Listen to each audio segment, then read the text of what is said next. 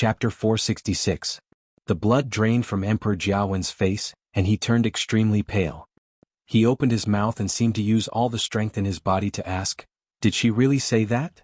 She really hated him to the core. Did she really say that? I will naturally do my best to fulfill my mother's request before she died," Rong Xiu said indifferently. The conversation between the two of them left almost everyone at the scene confused. Emperor Jiawen had doted on concubine Wan a lot in the past. He had doted on her a lot. But now, it seemed that concubine Wan hated Emperor Jiawen deeply. Furthermore, everything about the sky screen realm was even more confusing. Why was this concubine Wan's last wish? Chu Luiyue suddenly had a guess. Could it be that Rong Xiu's birth mother was someone from the sky screen realm? That was the only explanation for Rong Xiu's outstanding talent and strength, as well as the battle outside the sky screen realm. Emperor Jiawen's expression changed several times. Finally, he seemed to have made up his mind. He said in a low voice, "Rong Xiu, I have let your mother down. However, since things have come to this, there is nothing I can do. Originally, I had no intention of going to the sky screen realm. However, I have no choice but to go now." The sky screen realm was right in front of him. As long as he continued to break through, he would be able to enter it successfully. That was a completely different world. After concubine Wan's death, he had been filled with regret. He had even hidden his strength from then on, doing nothing for so many years. Originally, he had thought of living a peaceful life. However, if he took a step forward now, everything would be different. The balance in his heart had already tilted to one side. Rong Xiu was unmoved. He only smiled faintly. "It's fine if you want to go as long as you return that thing to me." Emperor Jiawen's expression changed. "You want to snatch that thing away? That thing originally belonged to my mother. How can you say that you want to snatch it away?" A hint of mockery flashed across Rong Xiu's eyes. Furthermore, his mother had never agreed to leave this thing to him. Back then he had used all sorts of methods to obtain this thing. Rather than snatching it away, he had snatched it from his mother. Having been exposed by Rong Xiu, Emperor Jiawen was extremely embarrassed. In the end, he flew into a rage out of humiliation. "Rong Xiu, for so many years, I have never treated you unfairly. Is this how you treat me?" He had thought that Rong Xiu was born with a weak body, and he had been distressed for a long time because of this. He had found countless doctors to treat him. In the end, it was just a scam. Rong Xiu's brows moved slightly and he suddenly laughed. "Imperial Father, if you had known about this earlier, would you still treat your son like this?" Emperor Jiawen suddenly choked. His face flushed red, but he couldn't say a single word. Rong Xiu's expression became more and more mocking. If Emperor Jiawen had known that there was nothing wrong with his body and that his talent was excellent, he would have made a move on him long ago. How could there be a day like this? The so-called good was only built on the basis that he wouldn't pose any threat to him. Just like how he had always said how much he loved his mother, but in the end, wasn't he the one who hurt her the most and even caused her to die of depression? In Rong Xiu's opinion, Emperor Jiawen's words were simply a joke. When he saw Rong Xiu's penetrating gaze, Emperor Jiawen swallowed his words of defense. Finally, all the expression on his face disappeared, leaving only a cold and hard expression. "You want to stop me? Let's see if you have the ability to do so." After saying that, he once again began to devour the surrounding heaven and earth energy. The seal had already disappeared and all the energy in his body had already surged out. As long as he broke through the final barrier of a stage 7 martialist, he could successfully enter the sky screen realm. Rong Xiu raised his hand. Bust. The sound of a sword instantly rang out. The silver long sword that had been stabbed into the ground earlier quickly flew over and landed in his hand. His feet shifted slightly, both hands gripping the sword hilt tightly as he stared intently at Emperor Jiawen. The sword rose. The sword fell. An incomparably tyrannical sword aura swept across. The jade slabs on the ground shattered and flew into the air. Then they were silently annihilated into dust by the terrifying sword aura. When Emperor Jiawen saw Rong Xiu make a move, he already had a bad feeling. When he saw that sword aura heading straight for him, his heart skipped a beat. Rong Xiu's strength had actually reached a stage 6 martialist. When cultivators were breaking through, they often needed to focus. The higher the level, the more it was so. Emperor Jiawen originally planned to set up an enchantment to block all attacks outside. But the moment Rong Xiu made a move, he knew that it would not work. Helpless, he could only stop temporarily and turn around to receive Rong Xiu's attack. Mountains and rivers fall. A blue origin power surged out from his palm.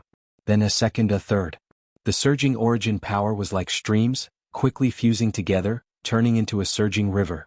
Vaguely, one could even hear the sound of surging water. That river-like origin power poured down in torrents. The piercingly cold sword aura arrived in an instant. The two forces collided fiercely. In an instant, that sword aura sank into the river, splashing water everywhere. Emperor Jiawen secretly heaved a sigh of relief in his heart. But in the next moment he saw that the blue river suddenly split in the middle. Completely split into two parts. The expression on Emperor Jiawen's face suddenly froze. The attack on that sword aura did not seem to be weakened at all. The power contained in the sword chi was even stronger than he had expected. Following that sword aura went all the way up. The tyrannical aura caused Emperor Jiawen's entire body to tense up. Swish. His origin power was completely pierced. That sword aura headed straight for his face. He tapped the ground with the tip of his foot and quickly retreated. But at this moment, he suddenly felt as if a biting cold wind was attacking his back. Without thinking, he dodged to the side. Hurriedly looking to the side, he found that the one attacking him was actually the scarlet-tailed flood dragon. Missing its attack, the scarlet-tailed flood dragon became even more irritable. Half the sky reverberated with its deep and powerful roar. The onlookers on the ground also felt this powerful pressure, and their expressions all changed. Some of the weaker ones even directly vomited blood. But that pressure did not fall on Chu Liyue's body. Imperceptibly, there seemed to be a transparent barrier that blocked the scarlet-tailed flood dragon's pressure outside. Chu Liyue looked around and blinked. So many people were affected, but why was she the only one not? After that, her gaze descended onto Xue Xue. I am a divine beast. What is a mere scarlet-tailed flood dragon to me? The three-eyed godly eagle's voice suddenly sounded. Chu Liyue suddenly understood. She had forgotten about this. The three-eyed godly eagle was in her dantian. Although outsiders did not know about it, demonic beasts were very sensitive to such things. That scarlet-tailed flood dragon is the guardian demonic beast of the Yaoqian kingdom. Why would it attack Emperor Jiawen now? Chu Liyue murmured. Just as she was feeling puzzled, the sword chi had already landed on Emperor Jiawen's body. Mobile users, please browse and read. For a better reading experience, please visit the website. Chapter 467. It was quiet in the bamboo forest. Only the sound of the bamboo leaves rustling in the wind could be heard. Chu Liyue felt that everything around her seemed to have stopped in an instant. Only the eyebrows of the person in front of her were exceptionally clear. Her voice was light and seemed to dissipate in the wind in an instant. However, she knew that Rong Xiu had heard it. This was her biggest secret. She originally thought that it would be difficult to say it out loud. However, in the face of their impending separation, she realized that it was much easier to be honest with Rong Xiu than she had imagined. This was because she really wanted to continue being with him. Rong Xiu's eyes seemed to surge with emotions. After a moment he looked into her eyes and said, "If you can't go back, I'll go." Chu Liyue was suddenly stunned. "Your Highness, why don't you ask me why I have enemies in the Tianling dynasty?" 10 years ago, she was just an abandoned good-for-nothing daughter of a declining aristocratic family in country Yaoqian. Logically speaking, it was impossible for her to have anything to do with the Tianling dynasty. However, Rong Xiu didn't seem surprised or curious. The corners of his lips curled up slightly as he smiled. "I only care about whether Er's revenge is satisfying." Chu Liyue was stunned. Rong Xiu leaned close to her ear. His warm breath sprayed on her ear, causing it to heat up slightly. "Wherever goes, I will go too." The sky was clear and there were no clouds for thousands of miles. Jian Fengqi flew on his sword, and Chu Liyue stood behind him. "Are you really leaving just like that?" Jian Fengqi glanced at Chu Liyue. "You won't be able to see your father and fiancé for a long time after this." Chu Liyue raised her eyebrows slightly. "Young Master Jian, can you help to bring them to the Tianling dynasty?" Jian Fengqi immediately said, "No." The Tianling dynasty's control was very strict. Everyone's identity had to go through heavy screening. In particular, the place they were heading to this time was the imperial capital of the Tianling dynasty, Xiling. Even if they could cross the heavens canopy and enter the Western Mausoleum, they would not be able to do so without a suitable reason and identity. Chu Liyue shrugged. This time, her future was unknown, so it would be more convenient for her to go alone. Jian Fengqi glanced at her from head to toe, and the corners of his mouth suddenly curled up into an evil smile. However, that princely really hid himself well. With his strength, entering heaven's canopy shouldn't be a problem. Chu Liyue glanced at him. Jian Fengqi seemed to be very interested in Rong Xiu and kept talking about him along the way. She shook her head again. He has his own plans. Seeing that Chu Luiyue was still as impenetrable as ever, the smile on Jian Fengqi's face finally disappeared, and he snorted. I really don't know what you're thinking being together with such a scheming person. Chu Luiyue couldn't be bothered with him. The two didn't speak again. After about an hour they finally stopped at a mountain peak. Jian Fengqi jumped down and waved his sleeve lightly. Dust rose into the air. A teleportation array appeared in front of them. Chu Luiyue's eyes narrowed slightly, and she also jumped down and walked to Jian Fengqi's side. This is the teleportation array that I used to come here. Jian Fengqi lifted his chin. Chu Luiyue frowned slightly. This mountain peak was southeast of the imperial capital, and it was deserted. How could there be a teleportation array here? Seeing the shock and confusion on Chu Luiyue's face, Jian Fengqi thought that she was curious about the teleportation array, so he explained. This teleportation array can quickly send us to Heaven's Canopy. But to reach the Tianling dynasty, we still have to pass through 2 more teleportation arrays. Chu Luiyue lightly nodded. Other than cultivators who were trying to break through to become Stage 7 warriors and could take the initiative to summon Heaven's Canopy, everyone else had to personally go to where Heaven's Canopy was before they could enter. However, she was curious about something else. This teleportation array looks quite old. Jian Fengqi touched his chin. That's right. It also doesn't look like it's commonly used. I know about this because Mu Qing has said that we can go from here. Actually, I was also very curious when I came here. There's actually a teleportation array that connects to Heaven's Canopy here. Emperor Zhouwen had been to the Tianling dynasty before, so there was such a teleportation array in the imperial capital. However, it was a little strange for it to appear in such a place. Maybe it was built by cultivators in the past. Jian Fengqi didn't pay much attention to the teleportation array. As he spoke, he gathered force in his palm and slapped it on the teleportation array. A silver light flashed and the teleportation array was activated. The two of them instantly disappeared from their original spot. The surroundings were dark, and Chu Luiyue could only hear the sound of the endless space flowing past her ears. Luckily, Jian Fengqi had set up a barrier, so she didn't feel too much pressure. After some time, a ray of light finally appeared in front of her. Jian Fengqi said, "It's coming out soon." Chu Luiyue's heart suddenly tightened. The next moment, the sky brightened up. She only felt a huge force coming from behind and pushing her and Jian Fengqi out. She staggered a step before she steadied herself. This is the Heaven's Canopy that the Tianling dynasty is in charge of guarding. Jian Fengqi raised his hand and pointed in front. Chu Luiyue's body stiffened and she slowly looked up. At this point the two of them were standing on a cliff. Below the cliff was an endless, turbulent black-blue ocean. In the distance, where the ocean met the sky, a gigantic Heaven's Canopy fell from the dark sky. Thousands of streams of light flashed, like a galaxy in the distance. The vast and boundless pressure of the heavenly Tao poured out, almost covering the entire world. And in the middle of the Heaven's Canopy, there was a group of soldiers wearing black armor and holding long swords.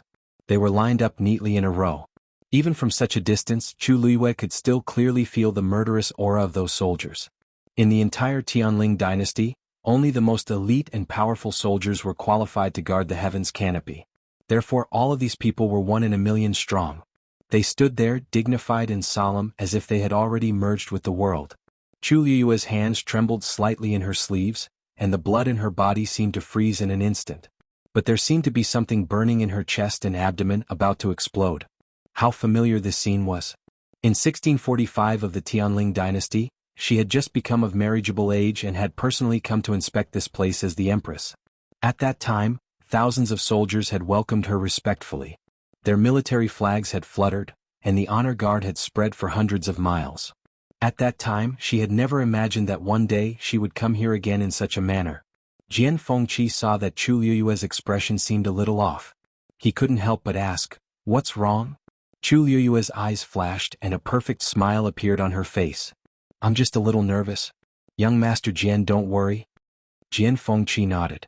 After all, it was her first time here. It was normal to be nervous. "This is the Tianling dynasty's Heaven's Canopy. Who are you?" A dignified voice came from afar.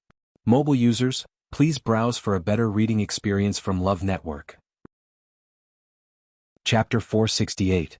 Jian Fengqi threw out a token which floated in mid-air. A faint pressure spread from it. Jian Fengqi raised his voice. Jian Fengqi from Dragon Teeth Mountain. So it's young Master Jian. At the mention of Jian Fengqi's voice, the soldier's voice immediately became much more respectful. May I know who is beside you? Take out the token that Mu Qinghe left for you, Jian Fengqi said softly. Chu Luiyue took a deep breath and took out the token. It also floated in the air. Chu Luiyue from country Yao Chen. Her voice sounded as clear and calm as usual, but in reality her palms were already wet. After verifying that their tokens were correct, that person said, Vice Admiral Mu has already instructed that the two of you can enter together. Please. With that, a wave rippled above heaven's canopy. Immediately after, a long bridge extended from heaven's canopy and stopped in front of the two of them. Jian Fengqi and Chu Luiyue looked at each other. Let's go. With that he took the lead and walked onto the long bridge. Chu Luiyue took a deep breath and followed closely behind him. The two of them walked on the long bridge and got closer and closer to the entrance. Chu Luiyue could already see the faces of the soldiers clearly. Looking at the entrance in front of her, her heart beat faster and faster. Young Master Jian, Miss Chu, please. At this moment, a wave suddenly came from afar. Chu Luiyue turned around and saw two figures appear on the cliff. It was a man and a woman who looked very young. Seeing the long bridge in front of them, the man laughed loudly. The bridge just appeared. Yunji, we will definitely make it this time. You're not worried about being late, are you? The woman chuckled. Yunji has never been here before, so it's inevitable that I'm a little nervous. Cousin, why are you making fun of me? Besides, I'm just worried that I'll delay you. The man laughed. There's still some time before the deadline. Don't worry. Let's go. This time I'll show you the Tianling dynasty. The woman's face was filled with anticipation. The man tossed out the token in his hand. I, Qin Shiyuan, disciple of the Soaring Cloud sect, have brought Zhao Yunji of the Suiyang Empire with me. Chu Luiyue narrowed his eyes. So they were from the Soaring Cloud sect. From the looks of it, the woman was like her, brought here because she possessed the Daijing Yuan Meridian. She had thought that only the Black Cavalry, including Mu Qinghe, would do this. She did not expect the Soaring Cloud sect to send someone as well. It seemed that the scale of this matter had far exceeded her expectations. After Qin Shiyuan finished speaking, he put away the token and walked towards the bridge in high spirits. Hold on.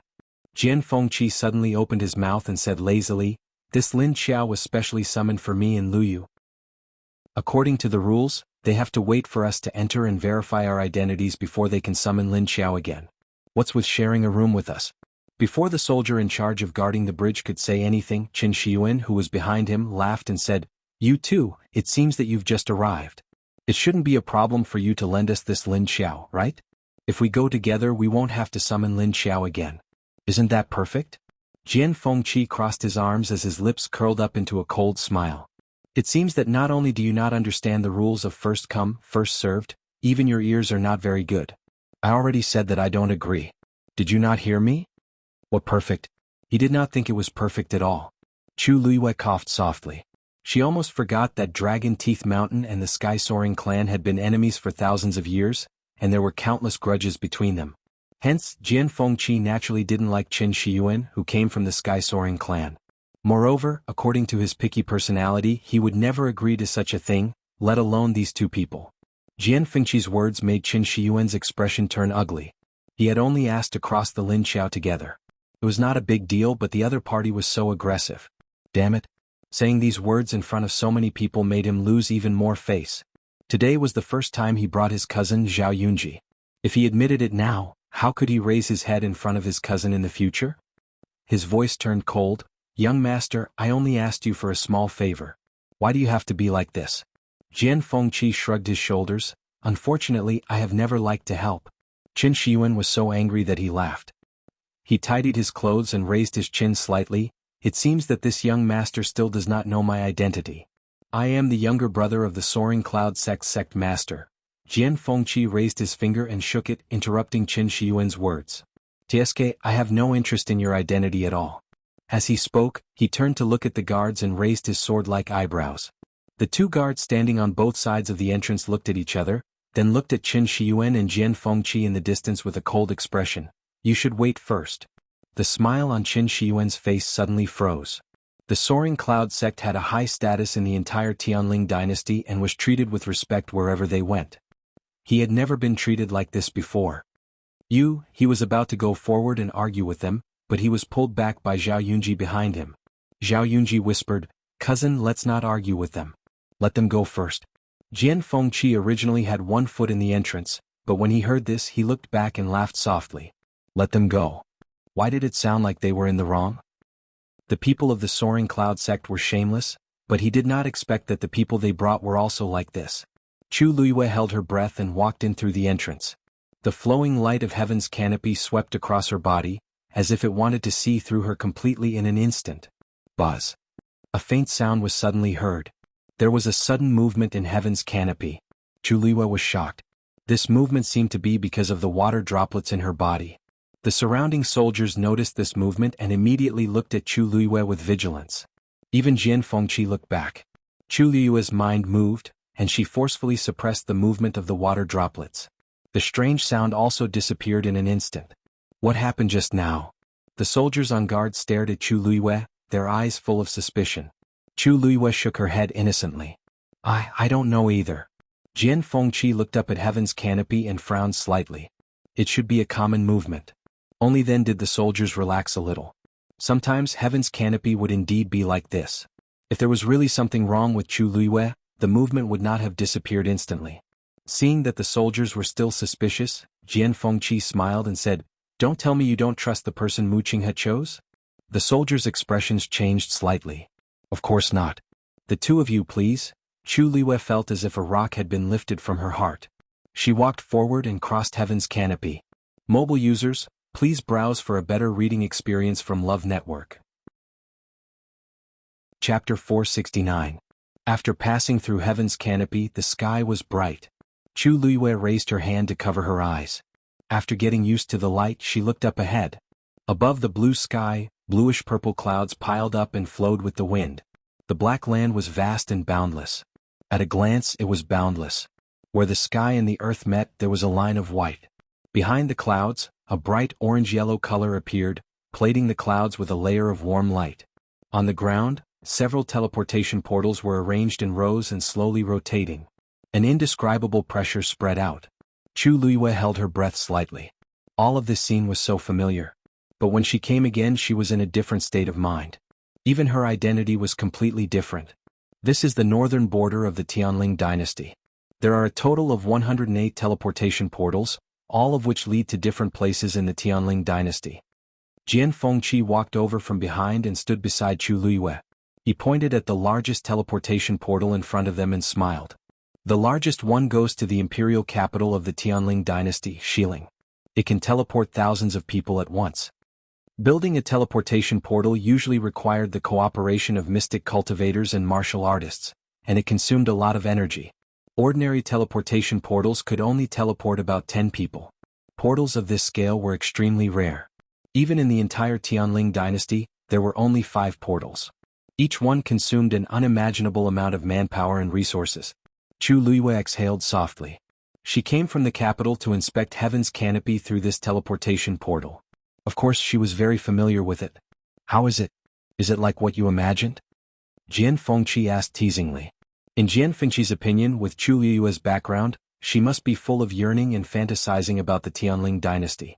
Not to mention people outside heaven's canopy, even those who had seen many things in heaven's canopy were often shocked by this scene when they came here for the first time. Chu Luiyue's lips curved up and she nodded. The Tianling dynasty is indeed worthy of its reputation. Jian Fengqi raised his eyebrows. That's nothing. When you get to the West Hill, you'll know how much fun there is in this world. Chu Luiyue gave him a meaningful look. She had no interest in the fun that he was talking about. Jian Fengqi inexplicably felt guilty and coughed while holding his fist. Cough, it's getting late. Let's hit the road first. As he spoke, he walked towards the teleportation array. However, right at this moment, a gust of cold wind suddenly assaulted them from behind. 2 figures quickly flashed past. He rushed right in front of them. With a leap, he landed on the teleportation array. Chu Luiyue narrowed his eyes. They were the 2 people who had been following them. Qin Shiyuan ignored Chu Luiyue and Zhao Yunji and said loudly to Zhao Yunji, "Yunji, don't worry. Using this teleportation array, we can reach Xiling very quickly. We will definitely make it in time." Zhao Yunji's beautiful eyes widened and she couldn't hide the shock on her face. I didn't expect there to be such a large teleportation array in this world. Not only is this teleportation array big, it's also very safe. There are hundreds of Xian arrays set up inside, enough to block all the spatial turbulence outside. It's no different from walking outside. Qin Shiyuan said lightly, but there was a hint of pride on his face. The first sect master of the Lingyun sect personally participated in the construction of this teleportation array. Zhao Yunji's eyes lit up when she heard that. She said with admiration, "The Lingyun sect is indeed amazing. Cousin, you were able to enter and be accepted as the sect master's disciple. You are truly a dragon among men." Qin Shiyuan felt refreshed, and there was unconcealable pride in his eyes. "When we reach Xiling, I will personally bring you to the Lingyun sect to take a look." "Thank you, cousin." Qin Shiyuan was about to activate the teleportation array and leave. The smile on Jian Fengqi's face had already disappeared, and there was a hint of coldness in his icy eyes. "Wait." His voice seemed to be filled with ice shards, making people unconsciously feel a chill in their hearts. Although his tone was languid, there was a sense of superiority and majesty. Qin Shiyuan paused for a moment before looking over. He sized up Jian Fengqi and frowned slightly. He had never seen this person before, but this man's aura seemed to indicate that he was not an ordinary person. "Who gave you the guts to snatch it from me?" Qin Shiyuan sneered. "This isn't snatching. This teleportation array is meant to be used by whoever arrives first. We arrived before you, so naturally we will use it first." Jian Fengqi dug his ears. "What did you say? Is this person crazy?" Qin Shiyuan snorted and said, "Oh right. We don't like to share the teleportation array with others either. So you should wait for the next one. Yunji, let's go." Before the two of them could move, they heard a mocking voice coming from behind them. "So, the people of the Lingyun sect are all so shameless?" Jian Fengqi's words successfully made Qin Shiyuan's blood boil. He suddenly turned around and said angrily, "What did you say?" Jian Fengqi smiled and said, "Why, your ears are not working well again? How dare you? How dare you insult my sect? I think you're tired of living." What happened before was actually nothing. He did not intend to continue entangling with these two people, but they spoke arrogantly and insulted the Lingyun sect. He could not tolerate it. Chu Liwei thought to himself, this is nothing. Jian Fengqi once scolded the 9 elders of the Lingyun sect to their faces. He did not even bother to scold those of low levels. Qin Shiyuan did not recognize Jian Fengqi, which could only mean that his level was too low. Seriously speaking, Jian Fengqi and Qin Shiyuan's tit-for-tat confrontation could be considered to be flattering. But Qin Shiyuan obviously did not think so. He took a step forward and the force around him surged. "What sect are you from? Tell me your name." Jian Fengqi touched his chin. "You are not qualified to know my name." Qin Shiyuan choked. He never expected this person to be so arrogant. He took a deep breath and said in a deep voice, "It seems that you didn't hear clearly before. I'll tell you again. I'm the disciple of the Lingyun sect master, Qin Shiyuan. If you insist on opposing me, don't blame me for being rude." "Oh." Jian Fengqi acted as if he suddenly realized something. He raised his chin and said to Chu Liwei, "Did you hear that? There were a total of 197 disciples under the Lingyun sect master, and he was one of them. This identity was very powerful." Although he said that, anyone could hear the sarcasm in his words.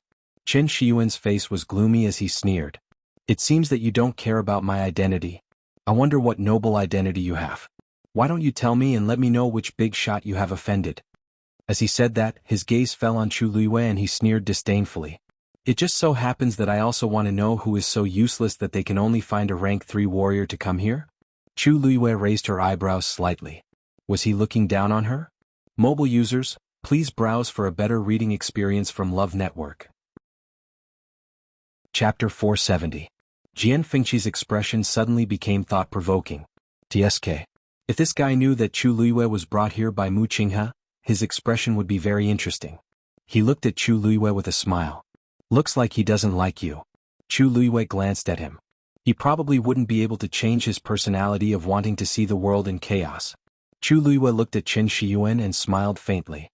"Since I can come, I naturally have the qualifications. Young Master Qin doesn't need to worry about this." Qin Shiyuan suddenly froze, and a look of surprise flashed across his eyes.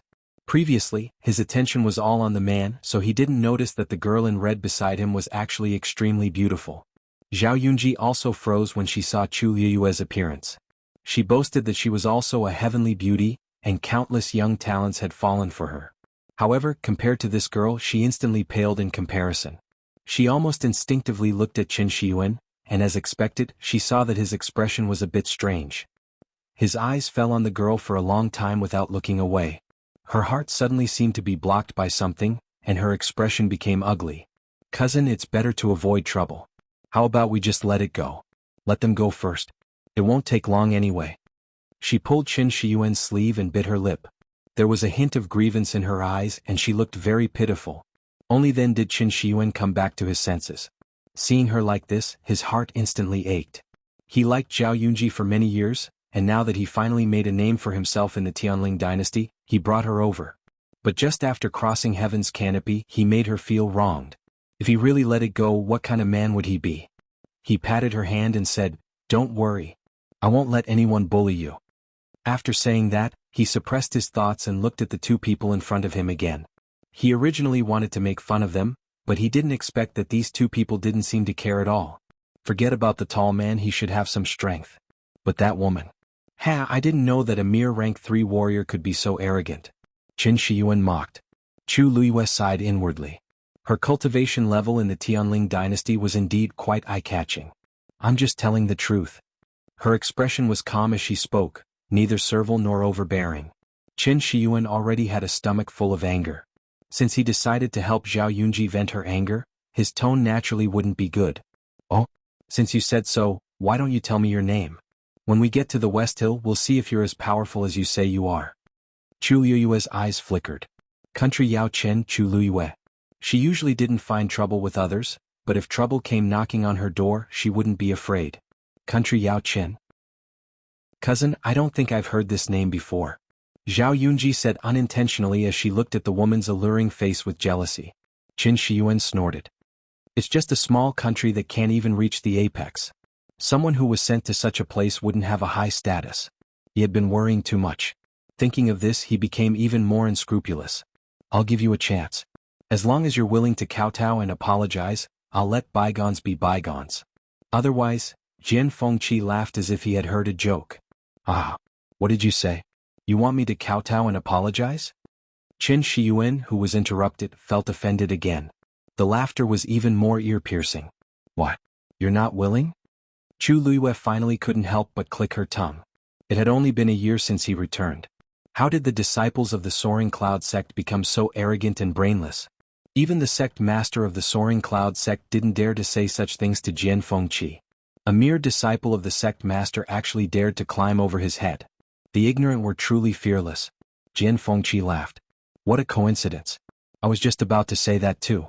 But looking at you, it seems like you won't do it. Qin Shiyuan only felt that the man in front of him was really unreasonable. Who did he think he was? How dare he speak to him like that? It seems like this negotiation doesn't need to continue. The strong are respected. Let's see who's the real deal. After saying that, Qin Shiyuan leaped and flew toward Jian Fengqi. Lower stage 7th stage. He looked like he was in his 20s. It was indeed not bad to be able to reach this stage. But in the eyes of Chu Luiyue and Jian Fengqi, it was just SOSO. Qin Shiyuan crossed his hands in front of him, and a yellowish-brown force quickly gathered. Very soon, an enormous origin sphere appeared in front of him. Great Earth Force. With this roar, he raised his hands high above his head and threw the ball out fiercely. The ball flew quickly toward Jian Fengqi. A heavy pressure came head-on. The surrounding space seemed to have become much heavier. Chu Luiyue's shoulders seemed to be pressed down by a small mountain. The pressure of a 7th-stage warrior was still somewhat unbearable for her. Jian Fengqi waved his sleeves lightly. That heavy pressure instantly dissipated. As for the ball, it stopped 3 steps away from him. Qin Shiyuan's expression changed. This man's realm was above his. Jian Fengqi raised his arm and opened his palm. Then he clenched his fist lightly. Go! That ball immediately flew in the opposite direction toward Qin Shiyuan. Its speed was even faster than when it went. Qin Shiyuan knew something was wrong and immediately retreated. But that ball was faster than him and the distance between them quickly shrank. It was as if there was an invisible hand pushing it forward, and the pressure on it was much stronger than before. Qin Shiyuan felt a tightness in his chest, and even his movements became slower. He felt more and more uneasy and immediately pulled out the scimitar at his waist. He slashed horizontally. Chi, bang! That ball suddenly exploded. A violent force spread in all directions. Qin Shiyun was very close and was unavoidably affected. His chest shook and his body flew out uncontrollably, finally landing heavily on the ground. He clutched his chest with difficulty and spat out a mouthful of blood. "Cousin!" Zhao Yunji exclaimed and hurriedly ran over, worriedly helping him up. "Cousin, how are you?" Qin Shiyuan's mouth was still stained with blood, and his face was much paler than before. The other party's attack actually broke his ribs. Most importantly, he seemed to be injured internally. Zhao Yunji looked at him in this state and felt heartache and anger. She couldn't help but turn around and say angrily, "You guys are too much. Soaring Cloud Sect will definitely not let you off for hurting my cousin." She gritted her teeth and looked at Chu Luiyue. "Chu Luiyue, right? Don't be too proud. Wait and see when we reach Xiling." Chu Luiyue smiled. "I'll be waiting for you." A better reading experience came from the Love Network. Chapter 471. From the start to the end, Chu Luiyue felt that she had been very polite. She didn't even say a word that offended him. However, they had obviously included her in their calculations and were planning to take revenge in the future. There was no point in explaining further. Moreover, she couldn't be bothered to say anything to them. The other party threatened to deal with her, so she calmly faced them and followed. However, in Zhao Yunji's eyes, this reaction made Chu Luiyue even more arrogant. Wasn't she just relying on the fact that that man was stronger? However, when they reached the West Hill, this man would definitely not be able to protect her all the time. When the time came, she would definitely take revenge for all the humiliation and grievances she had suffered today. Jian Fengqi stepped onto the teleportation array. When he walked past Qin Shiyuan and Zhao Yunji, his footsteps paused. Qin Shiyuan subconsciously shrank back. Jian Fengqi glanced at him and chuckled. The people of the Lingyun sect are really getting worse with each generation. Qin Shiyuan's face flushed red. He was about to say something, but when he thought of the terrifying aura on this man's body, he swallowed it back. Chu Luiyue followed. Jian Fengqi activated the teleportation array. The two figures quickly disappeared. After confirming that the two had left, Qin Shiyuan struggled to stand up with Zhao Yunji's help. "Cousin, it's all my fault. If I hadn't been in a hurry, these things wouldn't have happened, and they wouldn't have been so heavy-handed to you." Zhao Yunji was about to cry. Qin Shiyuan swallowed the blood in his mouth and stared at the teleportation array. "It's never too late for a gentleman to take revenge. When I find out that person's identity, I'll definitely teach them a lesson. My Lingyun sect is not so easy to bully." Jian Fengqi and Chu Luiyue didn't care about this small matter. After the two entered the teleportation array, the journey was smooth. Because this teleportation array's level was extremely high, the speed was actually very fast. Even though the northern border and the West Hill were extremely far away, it didn't take too long. However, for Chu Luiyue, every minute and every second near the West Hill was extremely long. Fortunately, because of the darkness, Jian Fengqi could not see her expression. "When we reach the West Hill, I'll send you to Mu Qinghe first," Jian Fengqi said slowly. Chu Luiyue suddenly came to his senses, and only then did he utter a sound of acknowledgement. After pausing for a moment, she finally couldn't help but ask, "It seems that many Daijing Yuan Meridian cultivators from outside Heaven's Canopy have come this time." This was a little strange. The Tianling dynasty didn't lack such geniuses. Spending so much manpower and resources to search for them outside Heaven's Canopy was truly puzzling. Jian Fengqi chuckled lightly as if he was in disdain. "They're always up to something messy. Who knows what they're up to this time?" Chu Luiyue's heart skipped a beat and she probingly asked in a low voice, "Them?" He thought that Jian Fengqi wouldn't answer, but he was surprisingly honest this time. "It's the Tianling dynasty's third princess and her husband, Shengguan Wan and Jiang Yuqing. It's really them." Chu Luiyue was extremely glad that they were in the space tunnel, and Jian Fengqi couldn't see her expression. Hearing that Chu Luiyue was silent, Jian Fengqi explained again. "Oh, the third princess's current status is equivalent to the ruler of the entire Tianling dynasty. When you reach the West Hill, you'll naturally know." He didn't say it earlier because he wasn't very familiar with Chu Luiyue, and she was still in country Yaochen at that time. However, now that she was about to reach the West Hill, even if he didn't say it, she could find out from others. In addition, the two of them had spent some time together, and he somewhat admired Chu Luiyue, so he was willing to take the initiative to say a few words. Chu Luiyue's mind raced. She restrained her emotions and asked with slight surprise, "What do you mean? Don't tell me the Tianling dynasty doesn't have one?" His Majesty is seriously ill and bedridden, so he left most of the matters to the third princess to manage. Jian Fengqi said lightly with a hint of contempt and disdain in his tone. Chu Luiyue frowned slightly. Father is actually still alive. She thought that after she died of rape, Shang Wanwan and Jiang Yuqing would definitely not let her father off. She didn't expect that after so long, they still hadn't completely taken action. She hesitated for a moment, lowered her voice and asked, "Young Master Jian, you seem to have feelings for the third princess. Contempt? Disdain? Disgust?" Chu Luiyue didn't finish her sentence. Jian Fengqi suddenly laughed. "Have you ever told me that your cleverness can be very annoying sometimes? Especially when it's like..." Jian Fengqi's words came to an abrupt end. Chu Luiyue coughed. "It's all in the past, so let's not talk about it. However, you guessed right. He really does hate Shang Wanwan." Chu Luiyue blinked, somewhat curious. As far as she knew, Jian Fengqi had a good impression of Shang Wanwan back then, and even helped Shanghai Wan find trouble with her. Of course, at that time she didn't realize that Shang Wanwan did it on purpose. She only thought that Jian Fengqi had lost his mind and had a big quarrel with him. She didn't expect that his attitude towards Shang Wanwan had changed so much. Chu Luiyue was about to ask a few more questions to find out the purpose of Shang Wanwan and Jiang Yuqing's actions, when she suddenly saw a light in front of her. She suddenly clenched her fists. "We're here. Let's go." Jian Fengqi took the lead and walked out. Chu Luiyue took a deep breath and followed closely behind. Heaven and earth spun, the darkness receded, and bright sunlight poured down. However, this time Chu Luiyue didn't cover her eyes with her hands. She opened her eyes and stared straight ahead. The majestic Xiling city was like a ferocious beast entrenched in its territory. It stood between heaven and earth. It was majestic and solemn. The sunlight was so glaring that it stung her eyes and tears almost flowed out. Xiling. She had finally returned. Digression. There's still one more update later. Everyone go to bed early. It's the same in the morning.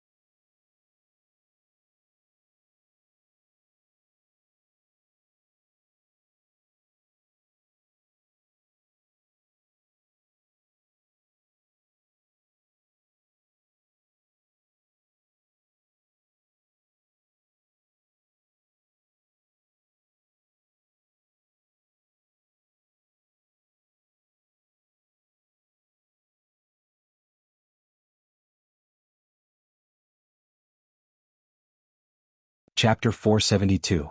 This was the Pingliang Plaza outside Xiling City. The entire plaza was built with rare and expensive lapis lazuli and occupied a large area. There were also several transportation formations in the plaza. The one that Chu Luiyue and the others used was in the center. When the two of them walked out of the space tunnel, the bustling plaza instantly quieted down. Countless pairs of eyes looked over. Every day many people came from all over the place and many people left the Western Mausoleum. Therefore there was an endless stream of people coming and going. But the transportation formation in the center led to Heaven's canopy at the northern border, so there was usually no one there. Now that two people suddenly appeared, it naturally attracted many people's attention. When they saw the appearance of the two people, the plaza became even quieter. The man was tall and wore a blue brocade robe, with a white jade belt around his waist that easily outlined his smooth outline. Moreover, his eyes were actually blue. At a glance, they were like the purest and most transparent ice spirits. But there was a hint of spring in the corners of his eyes, which made the originally cold eyes ripple a little more. His gaze swept over and many girls blushed. Such outstanding charm was really rare. But the girl standing beside him was not inferior, and was even more dazzling. Her figure was exquisite and slender, and she wore a red robe. Her black hair was simply tied up, and there were no extra accessories on her body. But her skin was white as snow, her eyebrows were like distant mountains, her nose was delicate, and her lips were red without any makeup. Especially her eyes, which were pure and moving like black jade. When the sunlight fell into her eyes, it was like a brilliant river of stars in the starry night. And there was a faint noble aura between her eyebrows, which added a touch of unattainable charm to her, making people unconsciously revere and submit to her. Such a girl was extremely beautiful and also extremely noble. Although many men were blushing, and their hearts were beating fast, they did not dare to go forward. They came from that transportation formation. Could it be that they came from outside heaven's canopy? Suddenly, a low questioning voice came from the crowd. This sentence finally broke the silence. Everyone looked at each other. Should be right. Isn't that the transportation formation that leads to the northern border? Recently, many people came one after another. That man looks familiar. His blue eyes are filled with love. Isn't that young Master Jian? Which young Master Jian? It's the one from Dragon Teeth Mountain. Have you forgotten? Many people sucked in a cold breath. Jian Fengqi. His whereabouts had always been a mystery. In addition to his noble status, not many people had seen him before. However, in Shilin City he was very famous. Although he couldn't be sure, this man looked very similar to the rumors. It was most likely him. If that's really Jian Fengqi, then the woman next to him is, she was only a rank 3 warrior? She looks like she's only 15 or 16 years old. How can she only be a rank 3 warrior? The crowd fell silent. Their gazes, which were originally filled with amazement and curiosity, suddenly became somewhat subtle. Then they must be from outside heaven's canopy. Someone said with certainty. How could a cultivator of this level enter this place? Those who came before were at least peak rank 4. She's pretty, but she's not that strong. She dared to come to Shilin with such strength. She must have some backing, right? I think that face of hers might be her biggest backer. A few girls spoke softly, laughing together. Jian Fengqi raised his eyebrows and laughed softly. They're praising your beauty? Chu Luiwei glanced at him lazily. This person's focus was always different from others. Why are you looking at me? I'm handsome and handsome. I won't be jealous of your looks. The smile on Jian Fengqi's lips deepened, and he looked like he was waiting to watch a good show. However, Chu Luiwei's expression was calm, as if she didn't take this matter to heart at all. In fact, she had already expected this. He came from outside heaven's canopy and was only a rank 3 warrior. Just these two factors alone were enough to bring her a lot of trouble. Moreover, fundamentally speaking, she was fighting alone and had no background or backing. This was even more unthinkable. Shilin City, as the imperial capital of the Tianling dynasty, had the most honorable status and the most abundant resources. The most powerful cultivators. Here strength reigned supreme. No weakling could survive here.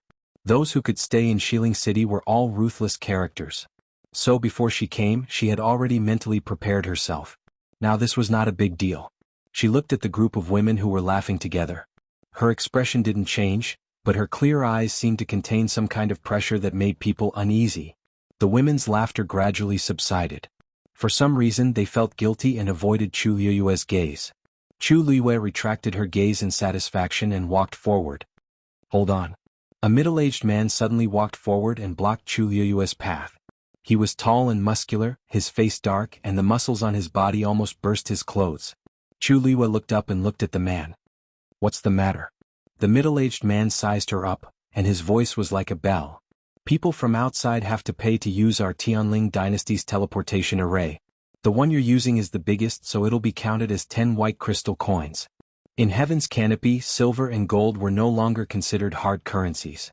Instead, they were replaced by the more precious white crystal coins. One white crystal coin was equivalent to 10,000 taels of gold outside Heaven's Canopy. 10 white crystal coins were equivalent to 10,000 taels of gold. This was clearly an exorbitant demand. Chu Liyue's eyes narrowed dangerously and she smiled. Just in time. Mobile users, please browse and read. A better reading experience comes from Love Network. Chapter 473. It's not impossible for me to pay, but I need to know your identity first, right? Chu Liyue said calmly. Seeing Chu Liyue's attitude, the man thought that she was afraid and became even more arrogant. I am Wu Zhao, a disciple of Eight Paths sect. Chu Liyue narrowed her eyes. Eight Paths sect was just a third-rate sect in Xiling. She didn't expect that one of their people would dare to show off in front of her in Pingliang Square. I'm not asking for your name, I'm asking, why are you taking my money? You don't sound like you're from the government, right? Wu Zhao was stunned for a moment before he understood Chu Liyue's meaning. He clenched his fists and took a step forward.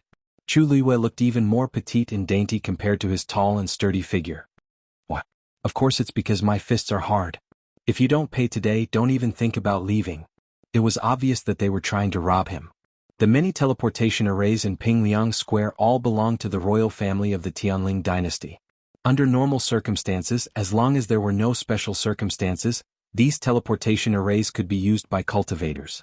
However, maintaining these teleportation arrays would consume a huge amount of money, so they would charge a symbolic maintenance fee. However, even the largest teleportation array she was using now only charged 1 white crystal coin for 10 people. This Wu Zhao asked for 10 white crystals. It was simply an exorbitant price. The most important thing was that although the Black Cavalry was responsible for maintaining the teleportation arrays, they were only responsible for maintaining law and order. The collection of fees was mostly left to the sects in Xiling City. These sects would give people preferential treatment when using the teleportation arrays, and they could even make a profit from it, so it was naturally harmonious. Therefore, although there were many Black Cavalry patrolling around, when they saw Wu Zhao looking for trouble with Chu Liyue, no one stepped forward. Under normal circumstances, as long as no lives were involved, they wouldn't pay too much attention. Jian Fengqi crossed his arms and watched from the sidelines with a smile. This Wu Zhao was only at the early stage of the 5th stage, so if he took action, it wouldn't be a problem. However, it seemed that Chu Liyue didn't intend to let him intervene. He also wanted to see how Chu Liyue would deal with these troubles after coming to Xiling City. Chu Liyue raised her eyebrows. Jian Fengqi could help her once, but he couldn't help her a second time, third time, or countless times. Besides, she knew the rules of Xiling. If she couldn't solve this problem, then she would always beat it to others. What if I say no? Chu Liyue asked slowly. Wu Zhao laughed coldly. Little girl, it seems like this is your first time in West Hill. There are some rules that you don't know yet. From the looks of it, he seemed to have some confidence, but it turned out that it was just a pretense. At this moment, Chu Liyue took a wrong step, her waist went soft and she bent backward. She narrowly avoided the punch. Then she raised her right hand and grabbed Wu Zhao's wrist. Wu Zhao was shocked. How did the woman manage to dodge it? Before he could figure it out, he suddenly felt a sharp pain coming from his wrist. Chu Liyue had closed her fingers and locked them inwards. Then he viciously twisted his wrist upwards. Almost at the same time, she lifted her leg and kicked Wu Zhao's elbow. Extreme numbness and pain came, causing the strength in Wu Zhao's arm to dissipate instantly. His arm went soft for a moment. He was extremely shocked and furious. His other hand immediately stretched out and grabbed Chu Liyue. However, Chu Liyue used her leg to lock Wu Zhao's arm, and then turned her waist. Her entire body flipped in the air. Wu Zhao's arm was trapped and was almost broken. Then Chu Liyue landed lightly, but Wu Zhao was implicated and fell directly to the ground. Bang! His heavy body landed on the ground with a dull thud. Wu Zhao clenched his teeth and was about to get up to counterattack, but Chu Liyue had already taken advantage of him and stomped on Wu Zhao's chest. That slender and straight long leg looked extremely beautiful, but it contained an astonishing amount of power. With one stomp, Kacha, Wu Zhao's chest actually caved in deeply. Mobile users, please browse for a better reading experience from Love Network. Chapter 474. Was this lady's leg made of iron? This thought flashed across Wu Zhao's mind. His face instantly turned pale. When the crowd saw this scene, they all sucked in a breath of cold air. That Chu Liyue had actually broken Wu Zhao's bones with one stomp. From the way he was injured, he had at least 3 broken ribs. Since when did a 3rd-level warrior's physical strength become so strong? One must know that a 5th-level warrior at this age was basically not qualified to collect money in Pingliang Square. The reason why Wu Zhao was an exception was because he was born with divine strength. That body of muscles was not just for show. But just now he had been easily knocked down by a slender woman. Chu Luiyue looked down at Wu Zhao with a smile on her face. "You're weaker than I thought." Wu Zhao was furious and raised both his hands to grab Chu Luiyue's ankles. Chu Luiyue stomped hard again. Kacha. The sound of bones breaking was even clearer. An intense pain came from his chest, causing Wu Zhao to break out in cold sweat. He wanted to get up, but his body felt as heavy as a mountain. He was unable to move at all. Before this, he had never thought that he would actually suffer such a huge loss at the hands of such a delicate-looking woman. If it was just a simple physical fight, he would most likely not win. Wu Zhao's mind turned and he immediately decided to use his martial arts. Sensing the force in his body, Chu Luiyue raised her eyebrows. If she did not use the power of the water droplet in her dantian, the force in her body would not be able to compete with a 5th-level warrior like Wu Zhao. So, she definitely could not give him this chance. A force flew out from Wu Zhao's palm. Chu Luiyue moved sideways to avoid it. At the same time she took a step back. Wu Zhao was delighted. He pushed his palm against the ground and flipped himself up. But when he stood up, he realized that Chu Luiyue was no longer in front of him. His heart was suddenly filled with shock. A cold wind came from the back of his head. He did not even think before he pounced forward and rolled on the ground. A flying dagger as thin as a cicada's wing directly pierced into the position where he had just been standing. 1/3 of the blade had sunk in. Wu Zhao turned around and saw that the flying dagger was still trembling slightly. His eyelids twitched fiercely. The plaza was made of lapis lazuli and was extremely hard. Normal yuan tools would not be able to leave any marks on it. However, this Chu Luiyue had only thrown a flying knife and it was easily split open. This was something he knew he couldn't do. It wasn't hard to imagine what would have happened if he had dodged a step slower. Wu Zhao felt a chill run down his spine as he felt some regret in his heart. A person who could take out a throwing knife of this level definitely had a big background. However, if he were to admit defeat now, he would definitely become the laughingstock of the entire Xiling city. Thinking of this, he suddenly pulled out the saber at his waist. An inch longer, an inch stronger. He didn't believe that he couldn't defeat a rank 3 warrior. Just as he began to crazily inject his origin power into the saber, another flying saber flew out from Chu Luiyue's hand. The situation was urgent, and Wu Zhao didn't have time to use any martial arts techniques. He was forced to stop and raise his saber to meet the attack. Swish! That flying knife was only the size of a finger, and it scraped across Wu Zhao's saber. A series of sparks flew. Following this ear-piercing sound, he was shocked to see that a neat crack had appeared on his saber. Immediately crack. The saber split into 2 halves. Even the origin power in his body suffered a backlash and became chaotic. At this moment, Chu Luiyue took a big stride forward. He actually charged directly towards Wu Zhao. Then he lifted his long leg and kicked towards his heart. Wu Zhao's heart trembled. He threw away the saber handle, clenched his fists tightly, and crossed them in front of his body to block. Chu Luiyue's leg accurately kicked his wrist that was injured just now. Crack. His wrist suddenly showed a strange posture. Wu Zhao groaned and took half a step back. His eyes were burning with rage. Despicable. However, Chu Luiyue used the rebounding force to jump up. Wu Zhao was furious. Ignoring his injury, he used his other hand to grab Chu Luiyue's calf. Then he fell heavily to the ground. Bang! Chu Luiyue's back hit the ground hard. Her body shook and she spat out a mouthful of blood. Wu Zhao's eyes were red. He suddenly dragged Chu Luiyue backwards. Chu Luiyue's body left a trail of blood on the ground. Just as she was thinking of how to escape, Wu Zhao suddenly stopped. Then he threw Chu Luiyue up again and threw her down heavily. On the ground, a cold light flashed. It was the flying knife that Chu Luiyue had thrown out earlier. Once it reached his back, it would definitely pierce through his heart. Go to hell, Wu Zhao shouted angrily. However, at this moment, a red shadow flashed past. Wu Zhao suddenly felt a sharp pain on his arm. His hand unconsciously loosened. He turned his head to look. It was a 3rd-grade blood ferret that had bitten off a layer of flesh from his forearm. Blood dripped. Chu Luiyue took the opportunity to escape. She rolled on the ground and avoided Wu Zhao's attack. The next moment, she waved her wrist and a cold light flew out from her hand. Wu Zhao saw clearly that it was a dagger this time. He quickly dodged.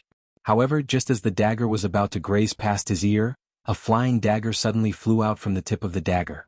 Wu Zhao's pupils shrank. He wanted to avoid it immediately. However, he was still a step too late. That flying knife directly pierced through his shoulder. When Chu Luiyue got up from the ground, she had already pulled out the flying knife. She had also retrieved the dagger. Wu Zhao covered his shoulder but blood still flowed out. Chu Luiyue rushed forward again. Wu Zhao felt extremely sullen. He wanted to use martial techniques, but Chu Luiyue's attacks were fast and hurried, leaving him no time to gather his strength. Every time he prepared to attack, Chu Luiyue would make the first move. It was as if she did not care about her life and did not hold back at all. It was as if she was not worried about the consequences if she missed. He lifted his eyes to look at Chu Luiyue. Those black jade-like eyes were burning with a crazy fighting spirit. It was as if she would not stop until she died. The injuries on her body were not much better than his. Her entire body was stained with blood, but her fighting spirit seemed to be getting stronger. Wu Zhao's heart skipped a beat, and he felt an inexplicable sense of fear. Although he had cultivated for many years and had a lot of fighting experience, he did not have the will to fight to the death. This Chu Luiyue was as if she did not care about her life. In a battle, strength was very important, but at the same time, willpower was not to be underestimated. Once the spirit was discouraged, it would be defeated. This was the case for Wu Zhao now. Facing Chu Luiyue's continuous approach, he subconsciously took a step back. Suddenly, a strange sound came from behind him. He suddenly turned around. He saw that the blood ferret had a dagger in its mouth. It shook its tail and threw the dagger out. Chu Luiyue rushed forward and grabbed the dagger. Wu Zhao had just reacted when he suddenly felt a cold tingling sensation coming from the back of his neck. Do you want to admit defeat or do you want to continue? Mobile users, please browse and read. A better reading experience came from love. Chapter 475. Admit defeat? Wu Zhao couldn't say that no matter what. Continue? The sharp dagger on his neck was about to pierce his neck. He didn't doubt that as long as Chu Luiyue wanted to, he could cut him in half right now. Countless pairs of eyes looked over, making him extremely embarrassed. He couldn't wait to find a hole to hide in. Chu Luiyue flicked the dagger lightly, making a crisp sound. Wu Zhao's body almost trembled. You win. He closed his eyes and said as if he had accepted his fate. After he said that, the surroundings were dead silent. Wu Zhao actually admitted defeat. He, a beginner stage 5 warrior, actually lost to a stage 3 warrior. If this news were to spread, it would definitely cause a huge commotion in Xiling City. Am I too ignorant and inexperienced? When did the stage 3 warriors outside Heaven's Canopy become so strong? Someone in the crowd muttered softly. Or is Wu Zhao's stage 5 warrior strength just fake? Wu Zhao's face turned red and white. His veins were bulging and he wanted to curse out loud. His strength was fake. If they have the ability, then come and try. This Chu Luiyue, damn it, she's not a normal person at all. It wasn't like he hadn't fought with stage 3 warriors before. Who was like her? Other things aside, just her physical strength and speed were not inferior to his at all. Where did such a freak come from? Admit defeat? Chu Luiyue curled her lips in satisfaction. Okay, then take 10 white crystal coins. Wu Zhao was stunned. What did you say? Chu Luiyue explained with a smile. I said, since you chose to admit defeat, then give me 10 white crystal coins and we'll forget about this matter. Wu Zhao didn't react for a while. Why should I give you so much money? I already said that you won. What else do you want? They didn't bet 10 white crystal coins. Whoever loses gets to take it. Chu Luiyue blinked. So you don't want to give it to me? In your dreams. Wu Zhao shouted furiously. He had been in Xiling City for so many years, but he had never seen anyone who not only refused to pay, but also asked for money. Chu Luiyue, right? I'm warning you, this isn't your lousy third-rate country. You can do whatever you want here. It's best if you stop while you're ahead. Otherwise, Chu Luiyue impatiently pushed the dagger forward. The sharp tip of the dagger instantly pierced his flesh. Warm and sweet blood slowly flowed out from the dagger. Wu Zhao's voice stopped abruptly. Admit defeat and take 10 white crystal coins. Let's continue then. Chu Luiyue kindly explained. I'll ask you again, which one do you choose? Wu Zhao was so angry that smoke was almost coming out of his head. You. How dare you? It seems that you think your life is not worth 10 white crystal coins? Chu Luiyue shook his head regretfully. What a pity. As he spoke, he flicked his wrist and was about to make a move. I'll give. Wu Zhao finally couldn't hold back and shouted. He had a premonition in his heart. This Chu Luiyue really dared to kill him. He stiffened his body, took out 10 white crystal coins from his Chengkuan bag, and handed them to Chu Luiyue. Take it. Chu Luiyue gave Dumpling a look.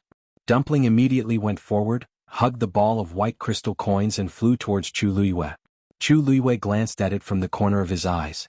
After confirming that it was indeed 10 white crystal coins, he finally retreated. Sensing that the dagger was finally far away, Wu Zhao finally heaved a sigh of relief. He couldn't help but look back at Chu Luiyue resentfully and angrily. He raised his finger and pointed at Chu Luiyue.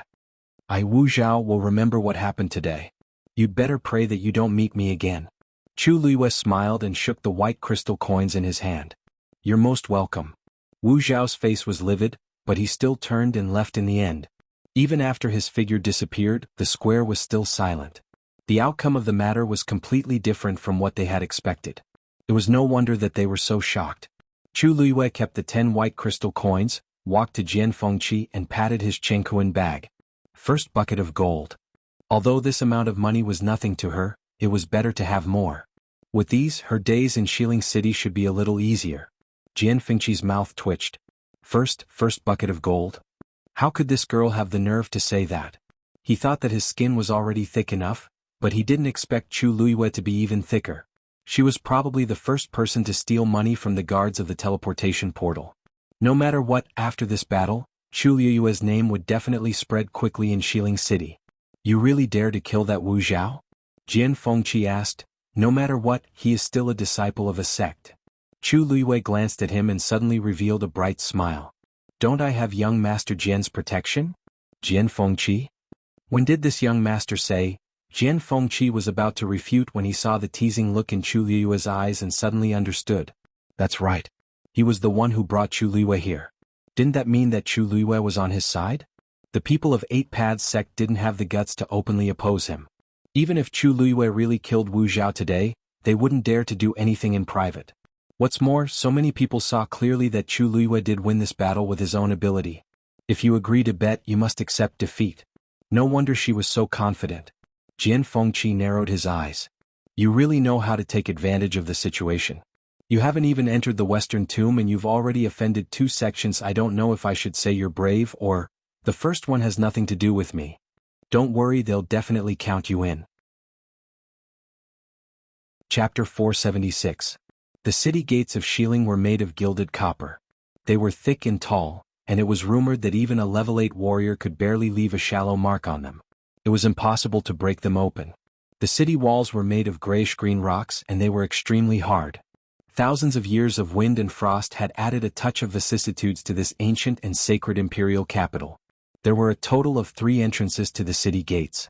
The one in the middle was the largest, and only the noblest people of the Tianling dynasty could pass through it.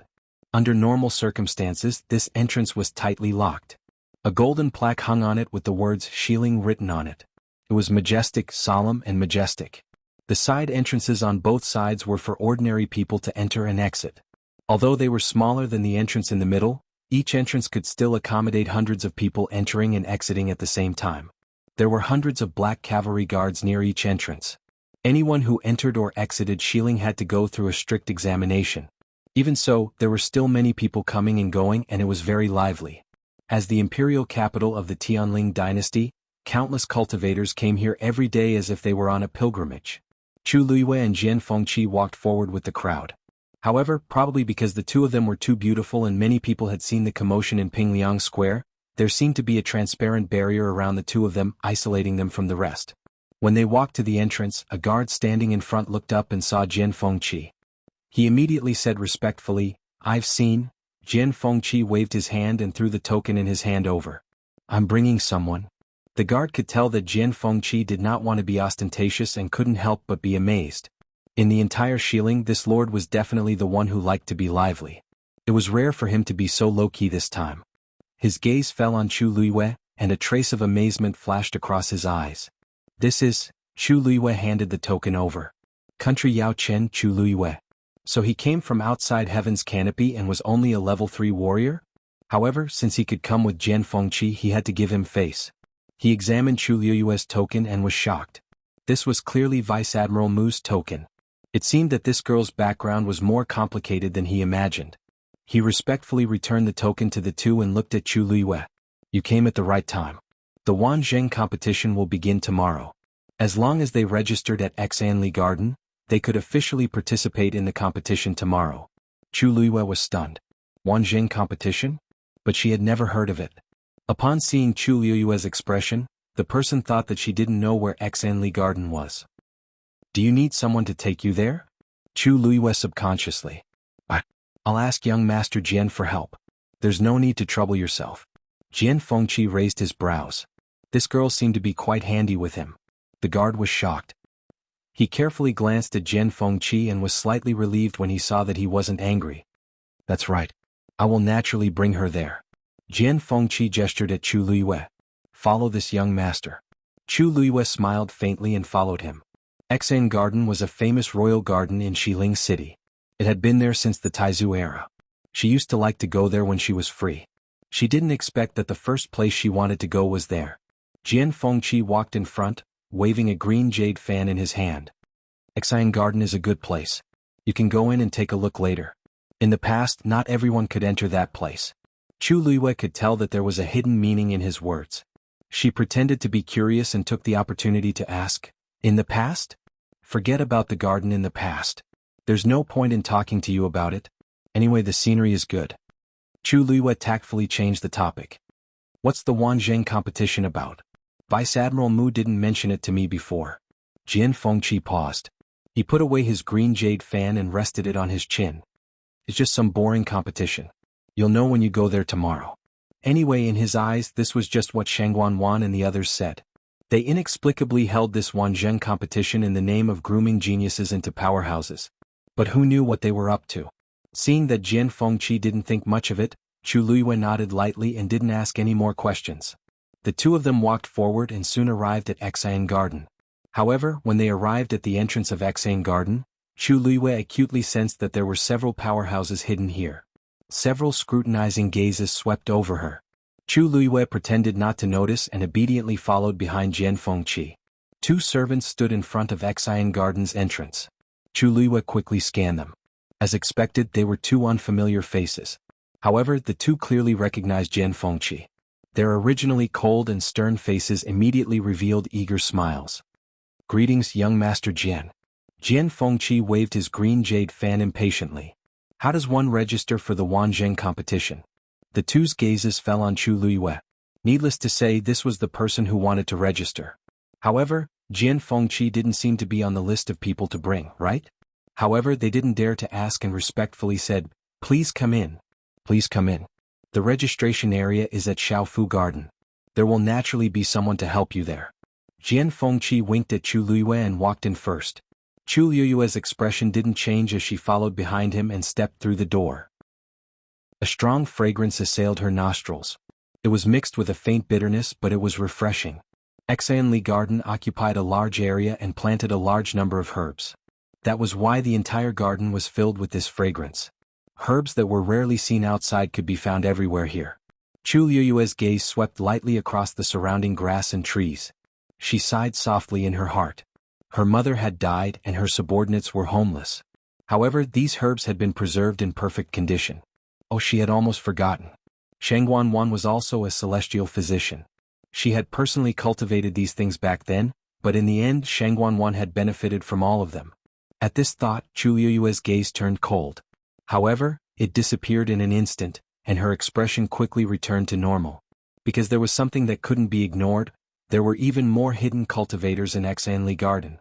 Along the way she felt like she had been checked over and over again. Jian Fengqi obviously noticed this as well. His expression turned cold. After walking through the front courtyard and bypassing the 7-star bridge, the two finally arrived at Xiaofu Garden. A man who looked to be about 30 years old was sitting quietly behind a table. Hearing footsteps, the man looked up. When he saw Jian Fengqi, he smiled. I was wondering who it was. So it's you. Jian Fengqi frowned. Lu Xingyi? Why are you here? Enemies are bound to meet on a narrow road. The third princess sent me here. Where else would I be if not here? As Lu Xingyi spoke, he looked at Chu Luiyue with a playful expression. Is this the person you brought with you? A better reading experience came from the Love Network.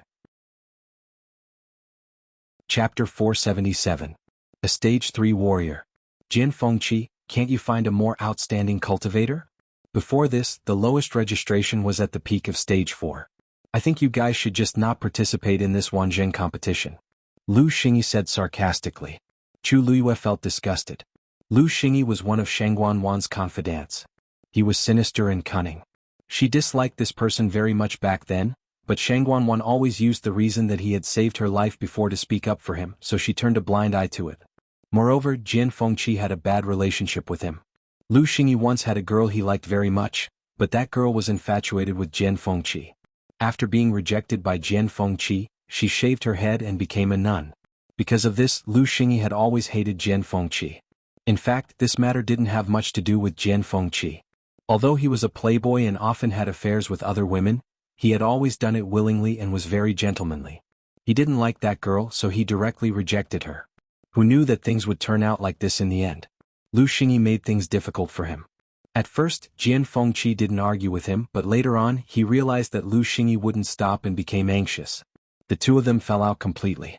When enemies met, their eyes would naturally turn red. Do you think it's up to you to decide whether to participate or not? I've already brought her here. You know what to do. Jian Fengqi sneered. Lu Xingyi was annoyed when he saw his face.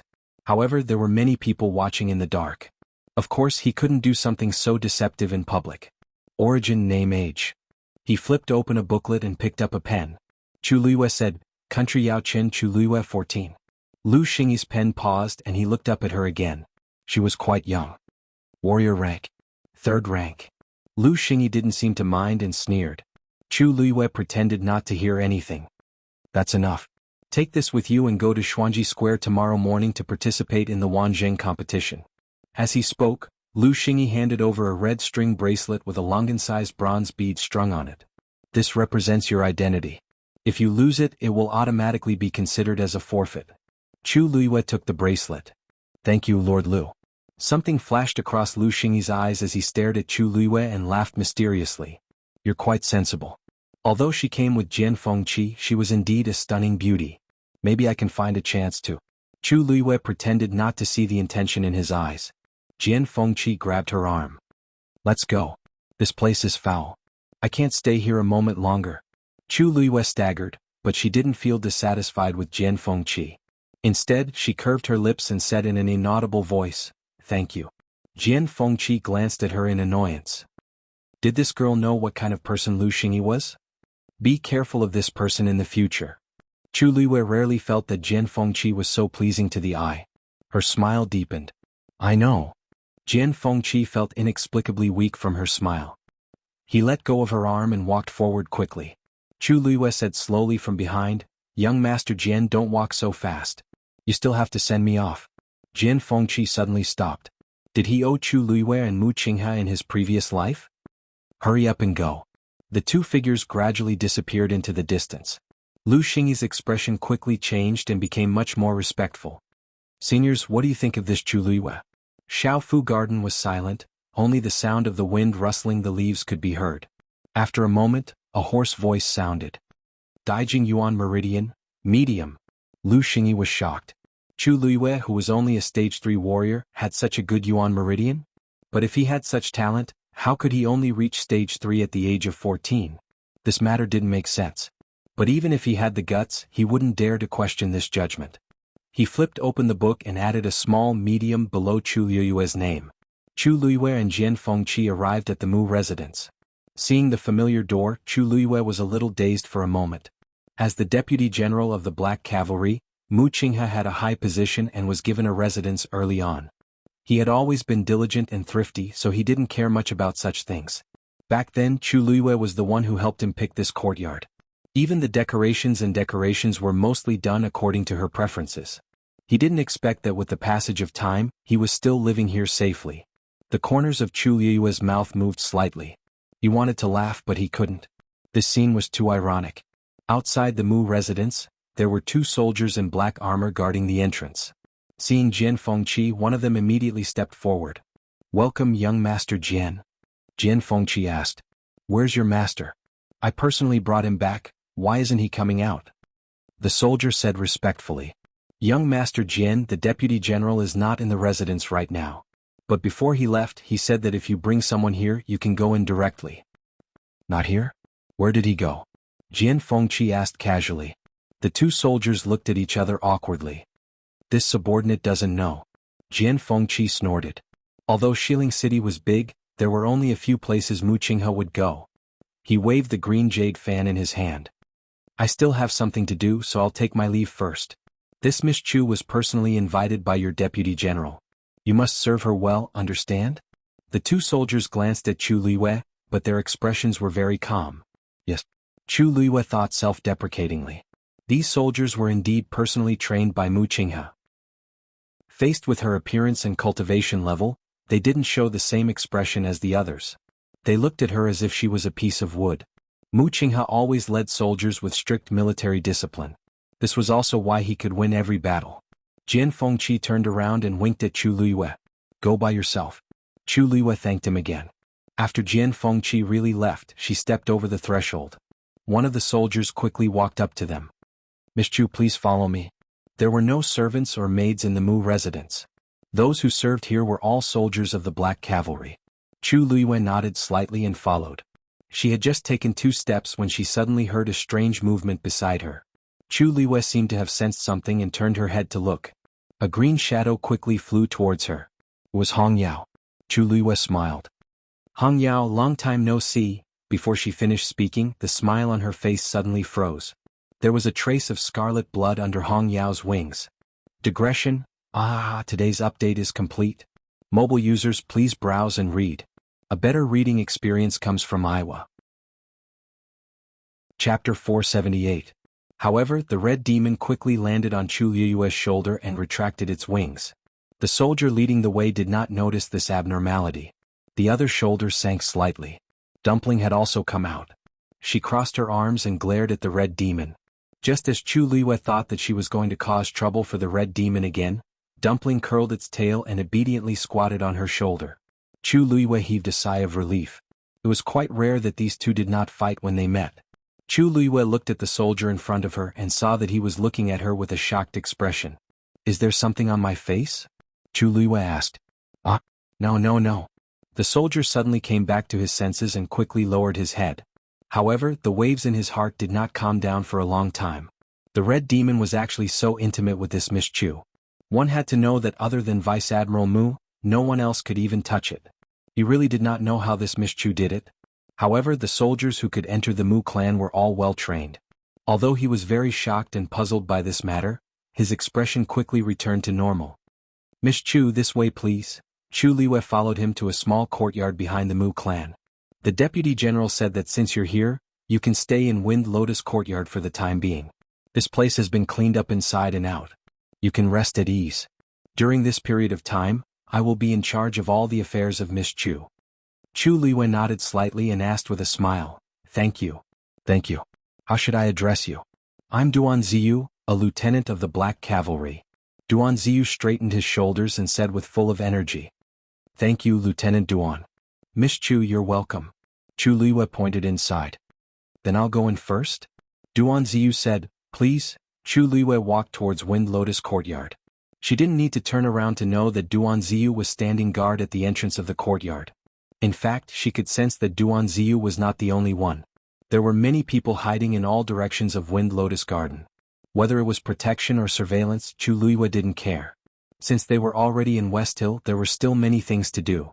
She walked into the room and closed the doors and windows. As soon as she sat down, she went to see Hong Yao. Hong Yao obediently let her hold it. Chu Luiyue opened his wings and took a look. Sure enough, there was a shallow wound. The bloodstains had dried up and the wound had just scabbed over. It looked like a recent injury, but fortunately it was not fatal. But the point was that Red Demon was a high-level demon beast, and everyone knew that it was Mu Qinghe's demon beast. Who would be so bold to hurt it? Oh. Chu Luiyue asked briefly with a frown. Hong Yao just hugged her hand and pressed her head tightly against her palm. But did Shengguan Wan and Jiang Yuqing have the ability to get the purple gold Bodhi leaf? Then, do you know where the purple gold Bodhi leaf is? I know the approximate location. But there are many obstacles outside. Moreover, the 1,000-year-old purple gold Bodhi leaf is sentient. Not only does it have amazing defensive power, but it is also very good at hiding. Even if ordinary people see it with their own eyes, they won't be able to recognize it, let alone get it. With your current ability, it's basically a pipe dream.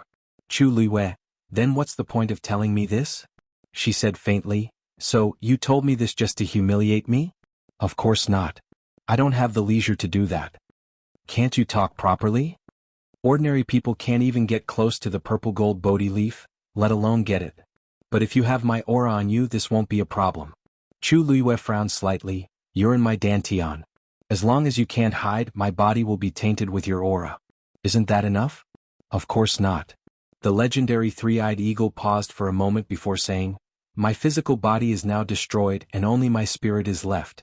It has nothing to do with you. Although my aura can overflow from your body, it has nothing to do with your own aura. Chu Luiyue asked, then what should I do? The legendary three-eyed eagle didn't speak for a long time. Just when Chu Luiyue thought that it wasn't going to speak, its voice finally sounded, I recognize you as my master, so I'll take the purple gold Bodhi leaf. You can read it from the Love Network for a better reading experience. Chapter 479. Chu Luiyue took a while to react. The legendary three-eyed eagle actually took the initiative to speak and wanted to recognize her as its master. It was simply unbelievable. Even ordinary magical beasts were unwilling to recognize humans as their masters, let alone a supreme divine beast like the legendary three-eyed eagle? Even if a pie fell from the sky, it wouldn't fall like this? Chu Luiyue was a little stunned by this sudden sentence. You're serious? If you dare to say that you're not willing, you're dead. The legendary three-eyed eagle said fiercely. Its voice was so cold that it could freeze 3,000 miles. If not for the sake of recovering its physical body, how could it be willing to recognize a human as its master?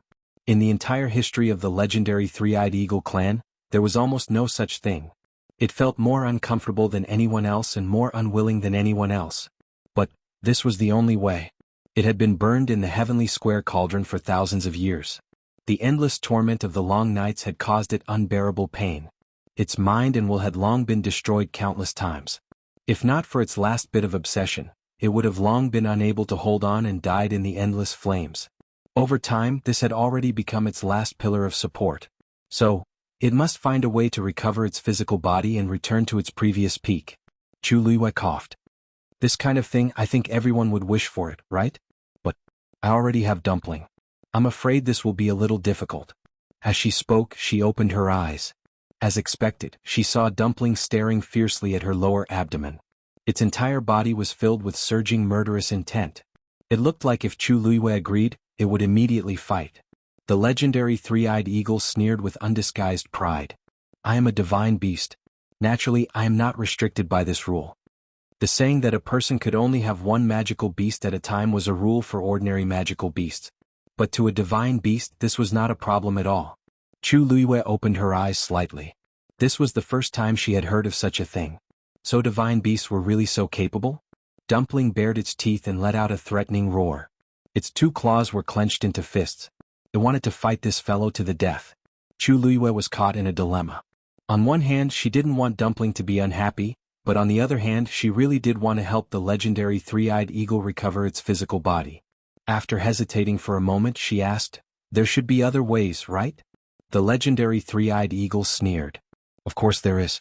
As long as your strength reaches the 8th rank, the success rate will greatly increase. Chu Luiyue, she was only a rank 3 warrior now. Who knew how long it would take for her to break through to rank 8? Chu Luiyue looked at Dumpling. Dumpling, let me ask you again seriously. What is your stance on this matter? If he agreed, he would nod. If he didn't, he would shake his head. Whatever you say, that's what it is, okay. Dumpling was stunned and looked at her blankly. It didn't expect that Chu Luiyue would let it make a decision. It was indeed jealous. Whenever it thought that Chu Luiyue would no longer belong to it alone, it felt very uncomfortable. It had found her with great difficulty. But when she asked it so sincerely and seriously, it suddenly didn't know what to do. In this world, if someone could get a divine beast, how ecstatic would they be? They probably wouldn't even blink if they were asked to kill their own magical beast with their own hands. But she said that whatever it said was what it said was. In this world, there would be no one else like her. Dumpling's eyes turned sour. It quickly turned around and wiped its eyes with its tail. The legendary three-eyed eagle said coldly, let it in. I will talk to it personally. Chu Luiyue was a little surprised. After she said those words, the legendary three-eyed eagle was actually angry. She had thought that the prideful three-eyed eagle clan would fly into a rage out of humiliation after being compared to a third-grade magical beast, and even be judged by the third-grade magical beast whether or not it could recognize a human as its master. Dumpling wiped its tears and looked deeply at Chu Liwei before entering her dantian. The two magical beasts looked at each other across the heavenly square cauldron. Chu Liwei knew that magical beasts had their ways of communicating. Unfortunately, she didn't know what they were talking about, so she waited quietly. The legendary three-eyed eagle looked at Dumpling with a trace of ridicule in its eyes. It used telepathy to send a message. Normal magical beasts can't withstand the pressure of a divine beast. Even if they can recognize the same master, they will quickly explode and die. However, you don't have this concern at all. What's there to object? Dumpling stared at it and didn't say anything. Don't you know that the bloodline of the divine beast in my body is also beneficial to you? Do you really want to be a third-grade blood ferret for the rest of your life? Are you willing? Dumpling clenched its claws and trembled slightly. Even if you are willing, with her potential, she will definitely reach the top of this continent in the future. When that time comes, what can you do to help her? The last sentence of the legendary three-eyed eagle was the last straw that broke the camel's back. In Tuanzi's glass-like eyes, there seemed to be stars shining brightly for a moment. It finally said, "Remember, I am number one. Don't even think about fighting for it." The legendary three-eyed eagle seemed to laugh. You are finally willing to admit it? In this world, anyone who could call themselves that. Dumpling didn't pay any more attention to it. It turned and left quickly. It was very lively. Most of them were heading in the same direction. Chu Liwei and Duanziyu followed the crowd forward. Although Duanziyu was wearing black armor because the black cavalry was everywhere in Xiling, he didn't attract much attention. Instead, it was Chu Liwei who attracted a lot of attention. No matter where she went, her alluring face would become the most eye-catching existence. Who is that girl? Why haven't I seen her in Xiling City before? With such beauty, she definitely isn't a nobody. She must have come from outside Heaven's Canopy to participate in the Wanzheng competition? Ah, I recognize her. She's the girl who defeated Wu Zhao yesterday. Seems like I got it right. Chu Liwei. It was unknown who suddenly said this, but it caused quite a commotion in the crowd. As a beginner Stage 5 warrior, Wu Zhao was defeated by a Stage 3 warrior in Pingliang Square. He was even asked for 10 white crystal coins by the other party before he could escape. This matter had already spread throughout the entire Xiling city. Actually, a battle of this level normally wouldn't attract so many people's attention. After all, there were many powerful figures here. But the difference between the two people's levels was too big. Jumping so many levels to battle and winning in the end naturally made everyone very curious. They didn't expect it to be her. Chu Liwei was already used to such gazes and discussions. She completely ignored them and walked forward. Instead, it was Duanziyu who couldn't help but take a few more glances at her. Actually, he already heard about this matter yesterday. But thinking about it now, he still felt that it was somewhat unbelievable. Especially on this day of interacting with Chu Liwei, the feeling she gave people was gentle and noble from beginning to end, not like that kind of ruthless character at all. But the person personally selected by the Deputy General was naturally not ordinary. Furthermore, he clearly felt that the aura on Chu Liwei's body was actually much stronger than yesterday. This girl might really be hiding her abilities. Xuanji Square was the second largest square in the entire Xiling city. It was enough to accommodate 100,000 people at the same time. Chu Liwei arrived with the crowd and saw the all-too-familiar square. Around it were circular steps. At this time, there were already many people waiting on top, clearly wanting to watch the show. After all, in this Wanzheng competition, all the participants were cultivators with the Daijing Yuan Meridian. One could imagine how exciting the competition would be. Around the competition grounds, the black cavalry were dressed in armor and holding spears, neatly lined up. And on the square there were also many people standing scattered around. At a rough glance, there were at least 200 to 300 people. And there were still people going up continuously. Those people were obviously cultivators with the Daijing Yuan Meridian. Chu Liwei narrowed her eyes. Among those people there were actually a few familiar faces. This Wanzheng competition didn't seem to be specially prepared for cultivators with the Daijing Yuan Meridian outside Heaven's Canopy. Some of the younger generation's geniuses in Xiling City had also come. What exactly were Shangguan Wan and the rest planning to do? Miss Chu, I can only send you here, Duanziyu said in a low voice. I will wait for you there. Chu Liwei nodded slightly and walked forward. When she reached the edge of the square, 2 soldiers blocked her way. Please show your identity. Chu Liwei thought for a moment and raised her hand, showing the bracelet on her wrist to the 2 of them. The The two of them confirmed it before retreating. Please? Chu Luiyue had just gone up when she heard whispers from the side. One of the voices was rather familiar. She turned her head to look. She saw a few people standing together, pointing at her and whispering to each other. The person in the middle was Zhao Yunji, who had a grudge with her the day before. When she noticed Chu Luiyue looking over, she didn't feel guilty. Instead, she sneered and raised her voice. Yes, it's her. The few people beside her looked disgusted. She's really just a stage 3 cultivator? Where did she get the guts to offend our soaring cloud sect? She doesn't look old, but she's very arrogant.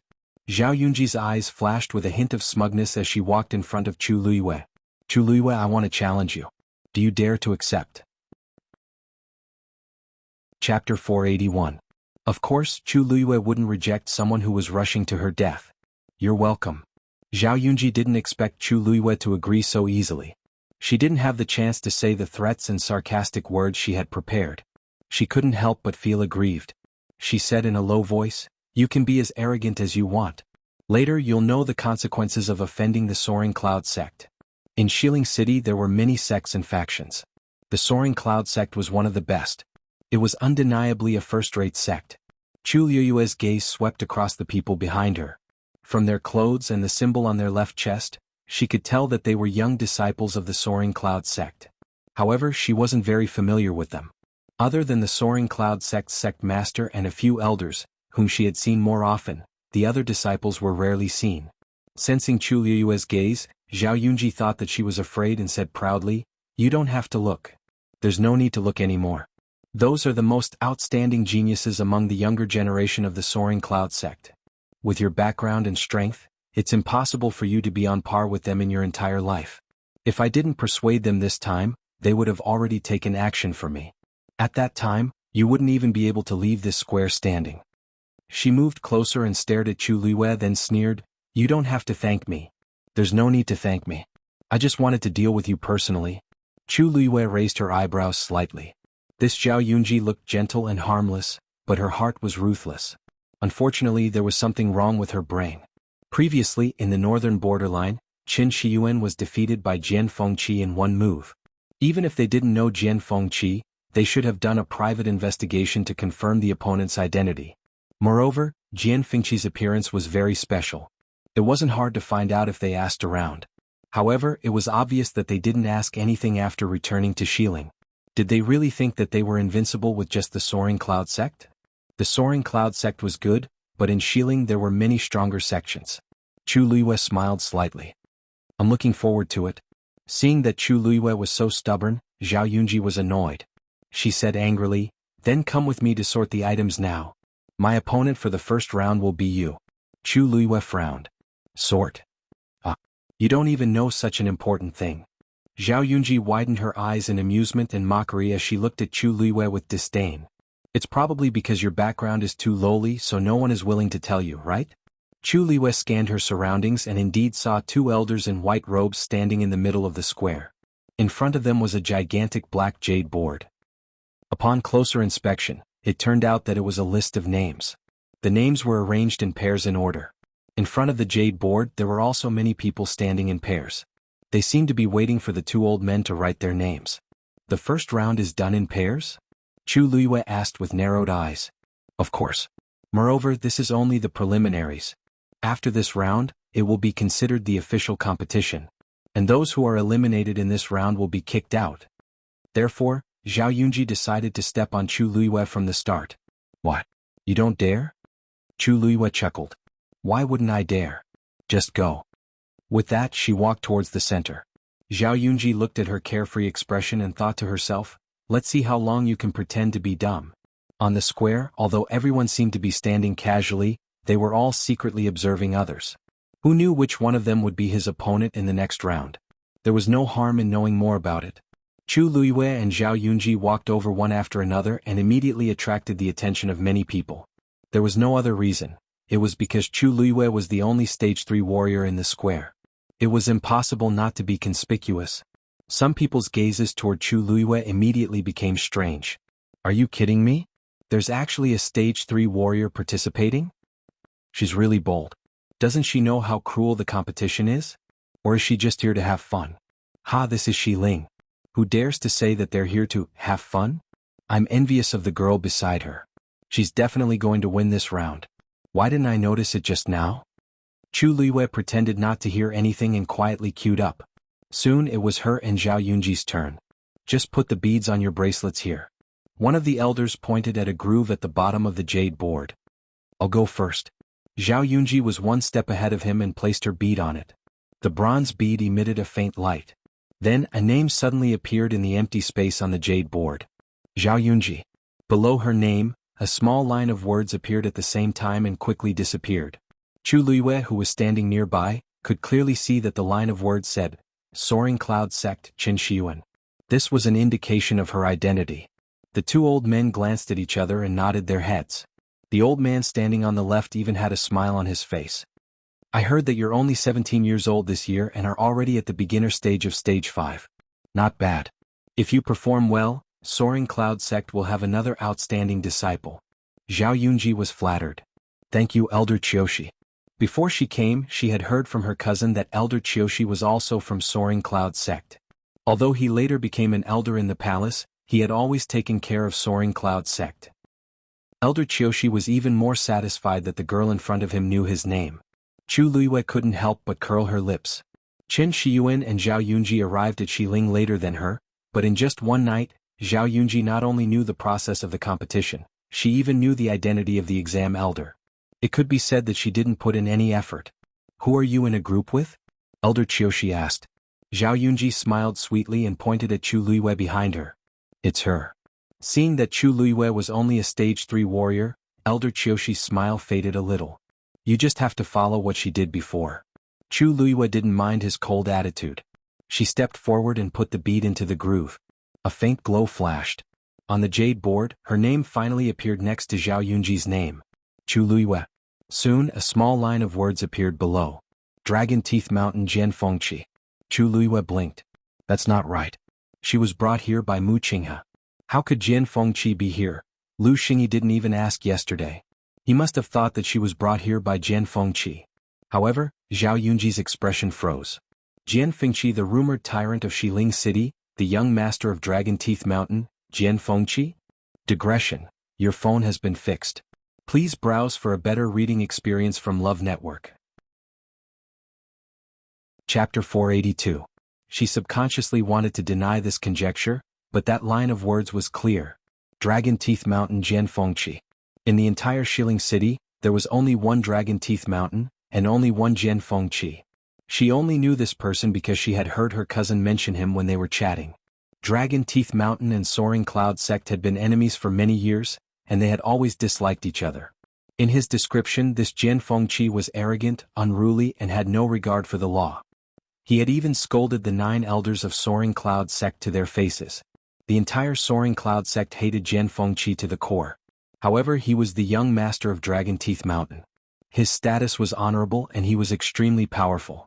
Not to mention normal people, most of the aristocratic families in Xiling City had to be polite when they saw him. The young man they met that day, could it really be? She felt uneasy and walked to the side with shaky footsteps. When Elder Qiushi and Elder Duanmu Chun saw Jian Fengqi's name, they were both shocked.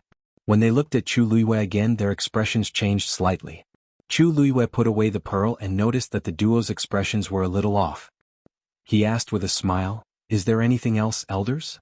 Elder Duanmu Chun shook his head. "Don't worry, your serial number is 53. Go and prepare." "Yes." Chu Luiyue responded and turned around to walk to the other side. The two elders looked at each other and saw the confusion in each other's eyes. He didn't seem to be sent out this time, right? But this list was registered after Lu Xingyi met him personally. It can't be wrong. Maybe we just didn't know. Other than that, there seemed to be no other explanation. The people behind them had already walked forward. The two of them stopped and continued to order the items. Zhao Yunji's mind was in a mess. She quickly walked to the Soaring Cloud Sect disciples who were talking with her. Seeing that her expression was not right, they quickly asked, "Yunji, what's wrong?" Zhao Yunji's fingers twisted together and she asked anxiously, "That Jian Fengqi, what does he look like?" They were all stunned. "Why are you suddenly asking about him?" Zhao Yunji forced a smile. "I've heard my cousin mention it before. I'm a little curious." Of course he looks like a scourge. A round-eyed woman had an indignant look on her face, and there was a hint of resentment in her eyes. Another woman smiled and said, "Don't scare Yunji. She was just asking. Also, don't let other people see you like this, lest they bring up another troublesome matter." As soon as he said that, the round-eyed woman stomped her feet and restrained herself a little. Jian Fengqi was tall and was even taller than the average man. He was also born with a pair of icy blue eyes. This was the special feature of Dragon Teeth Mountain's bloodline. So that means that the third princess won't be coming today? That's right. Now that the entire Tianling dynasty's matters have piled up on her, this is only the first round of the preliminaries. Of course she won't come personally. However, I heard that the third princess fiancé, the eldest young master of the Jiang family, will be coming. As if struck by lightning, Chu Liyue's blood froze. Digression. After today's event, mobile users please browse for a better reading experience from Love Network. Chapter 483. The eldest young master of the Jiang family?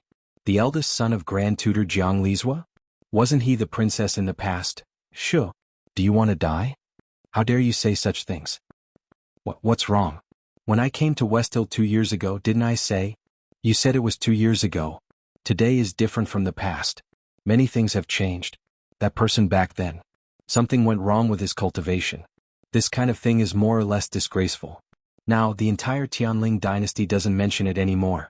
Besides, after that person passed away, the third princess was devastated. Fortunately, this eldest young master of the Jiang family accompanied and comforted her, so she finally got through it. In addition, there were many things that they needed to deal with together, so it was normal for them to be together over time. No matter what, the two of them are not suitable together. This general. Where is he? Back then, she and the eldest young master of the Jiang family were about to get married. Anyway, these things are not something we can discuss in private. Don't say the wrong thing again. That person will be here later. The few of them quickly quieted down. Chu Liyue was familiar with the appearance of one of them, but the rest were very unfamiliar. She quickly retracted her gaze and lowered her eyes to hide the emotions in her eyes. So after her death, there were such rumors. After a while, the corners of her lips curled up into a cold smile. Sheng Wanwan and Jiang Yuqing were really capable. They inverted black and white and mixed up right and wrong. Back then, it was clearly the two of them who secretly had an affair and betrayed her. In the end, in the eyes of everyone, she became the person who couldn't be mentioned. Jiang Yuqing was her fiancé more than a year ago, but now he was Sheng Wanwan's. However, everyone was quite supportive of this and there was almost no criticism. It was really hard on those two people to put in so much effort. Everyone, according to your order, go to your positions. Elder Qiushi stood in the air, his qi deep in his dantian, and his voice spread far and wide. Chu Liyue looked up. It turned out that everyone had finished their order. Elder Duanmu Chun waved his sleeves and the huge black jade slab quickly flew to the west side of the square. It floated there quietly, emitting a faint glow. Almost everyone in the square could see the rows of names on it. Elder Duanmu Chun followed closely behind, leaping to the side of the jade slab. The huge square was suddenly split into squares. A number appeared on each square and they were arranged in order. Everyone walked towards their own squares. Chu Liyue walked to the number 53 foot and looked up at her surroundings. Xuanji Square was extremely spacious. Even though it was divided into 100 squares, each square didn't look small. It was even bigger than the biggest competition venue in country Yaochen. Most of the people were already in position. Chu Liyue glanced out of the corner of his eye and saw Zhao Yunji walking over. However, there was something wrong with her complexion. Her eyebrows were drooping, and her eyes looked a little dazed as if she had just suffered a serious injury. She was completely different from the arrogant and haughty person from before. Sensing Chu Liyue's gaze, Zhao Yunji looked up. Chu Liyue clearly saw the flash of panic in her eyes. Panic? Interesting. Chu Liyue crossed his arms, tapped his chin lightly and laughed. It seemed like Zhao Yunji finally knew something she should have known. What are you laughing at? Zhao Yunji was very sensitive at this moment. When she saw the smile on Chu Liyue's face, she immediately exploded. Chu Liyue's smile didn't change. I wanted to laugh, so I naturally laughed. If you want to order me around, it won't be too late to do so after you beat me. If Zhao Yunji heard this before, she would only think that Chu Liyue was courting death. However, after hearing those rumors, she felt a little uneasy when she looked at Chu Liyue now. This Chu Liyue might really have some tricks up his sleeve. Of course I will beat you, Zhao Yunji said stubbornly. Chu Liwei couldn't be bothered with her. He chuckled softly and looked at Elder Qiushi. Zhao Yunji walked to the same square. Her hands were clenched into fists and her throat was dry. Elder Qiushi looked around. When the surrounding voices quietened down, he stroked his beard in satisfaction and said in a deep voice, "The purpose of this Wanzheng competition is to recruit talents. Those who can participate in this competition are all cultivators with the Daijing Yuan meridian from all over the world. Those who can stand in this square are all geniuses who are sought after by the world." As soon as he finished speaking, many people in the square revealed proud expressions. However, even if you have top-notch talent, you still need to go through many trials and hardships to become a peerless expert. Without enough resources and a firm belief, you will achieve nothing. Everyone's expression became more serious. Some of you are from the Tianling dynasty, but most of you are from outside Heaven's canopy. Although the geniuses of the Tianling dynasty have resources, they may not have enough vigilance because they have been living in comfort for a long time. As for the geniuses outside Heaven's canopy, they may have top-notch talent, but their cultivation is often delayed because of the lack of resources. Therefore, the third princess and the prince consort decided to hold this Wanzheng competition. I believe most of you already know that today's competition is just a preliminary round. There will be 3, 8, 12 participants and you will compete in pairs. Only the winner can enter the next round. As long as you can successfully enter the next round, everyone will receive generous rewards. Chapter 484. Of course, this didn't mean that as long as you entered the next round, you could casually choose a sect. After you say which sect you want to join, you still have to pass the sect's examination. If you don't pass, you have to choose again. The surrounding noise quieted down, but most people were still enthusiastic. Actually, this was very normal. After all, the sects that could establish themselves in Xiling were almost the most outstanding sects in the entire Tianling dynasty. They had always been very strict in their selection of disciples. If anyone could enter, it would be too ridiculous. However, everyone here is a genius with a Daijing Yuan meridian. I believe that the various sects will also welcome you. Elder Qiushi added, I believe that everyone also understands that the better your performance in the Wanzheng competition, the more you will be favored by the powerful sects. The chances of you being selected will also be higher. Everyone had different expressions. Some were excited, some were nervous, and some seemed to be fantasizing about which sect to choose. The top 100 contestants are now in position. After the competition starts, there is no time limit. It will only end when one side admits defeat or is kicked out of the square they are in. After every competition ends, those who are ranked behind will take their place. The loser's name will automatically disappear from this black jade board. Elder Qiushi looked around. Now, do you have any other questions? Elder Qiushi. A youth raised his hand and asked loudly. In this competition, is it fine as long as you win regardless of the methods used? Elder Qiushi stroked his beard. That's right. As long as you don't kill, there are no other restrictions. If you win, it will be your ability. Some of the foreign contestants from Heaven's Canopy had a slight change in expression. With this sentence, it was easy to imagine how cruel and intense the Wanzheng competition would be. However, most of the people in Xiling City had excited looks on their faces. There were even waves of excited cheers coming from the spectator stands. Zhao Yunji's face was a little pale as she muttered softly, This? How can this be? Isn't this too unruly? Chu Liwei glanced at her and raised his eyebrows. Why, didn't your cousin tell you that it has always been like this in Xiling? Countless powerhouses from all over the world had gathered in Xiling City. The concept of the strong being respected was more deeply rooted in the hearts of the people here than anywhere else. This place seemed to be bustling with activity, but in fact, there were bloody and cruel battles happening every day in various parts of the city. Every day, countless people died on the streets because they were weak. It was already pretty good that the Wanzheng meet only requested that no one be killed. Zhao Yunji bit her lip and didn't say anything for a while. She had only heard her cousin talk about how noble and powerful Xiling City was, but he had never mentioned any of this. I hereby announce that the preliminaries for the Wanzheng competition begin. Elder Qiushi shouted in a deep voice. In the arena, someone reacted quickly and took the initiative to strike first. The entire square instantly fell into a chaotic battle. Fortunately, each square was spacious enough, and there was a layer of enchantment glowing with a faint silver light around it, making it easy for everyone to distinguish and not confuse each other. Many people's gazes were focused on Chu Liwei and Zhao Yunji's competition area. That rank 3 warrior is the lowest level here, right? I think they'll be the first to finish this round. That might not be the case, right? Haven't you heard that Chu Luiyue is quite strong? You're saying that she's the girl who defeated Wu Zhao. I heard that she came with Jian Fengqi and has Jian Fengqi's support. Maybe Wu Zhao went easy on her? That's true. How can it be so mysterious? I heard that many sect disciples are participating in the competition this time. It must be very exciting. The audience was almost full and there was a hubbub of voices. Looking around, most of them were discussing the competition in full swing. However, in the direction that the black jade board was facing, there was a small area that was somewhat out of place from the surroundings. Those few people looked very ordinary, but the aura on them was unapproachable. In the West Hill there were too many people with power and influence. If one wasn't careful, they wouldn't even know how they died. Therefore, the people around them also stayed obediently and didn't take the initiative to provoke these people. One of them was a man in an aqua blue robe. Although his appearance was ordinary, his aura was noble and he didn't seem like an ordinary person. His gaze swept across the black jade board lightly, and a playful smile appeared on his face. Interesting, there's actually a rank 3 warrior participating this time? A man beside him nodded and said, I heard that she just came yesterday and caused quite a commotion in Pingliang Square. She's much stronger than ordinary rank 3 warriors. To be able to fight above her level, she must have some special ability. Furthermore, she's 2 whole levels above her.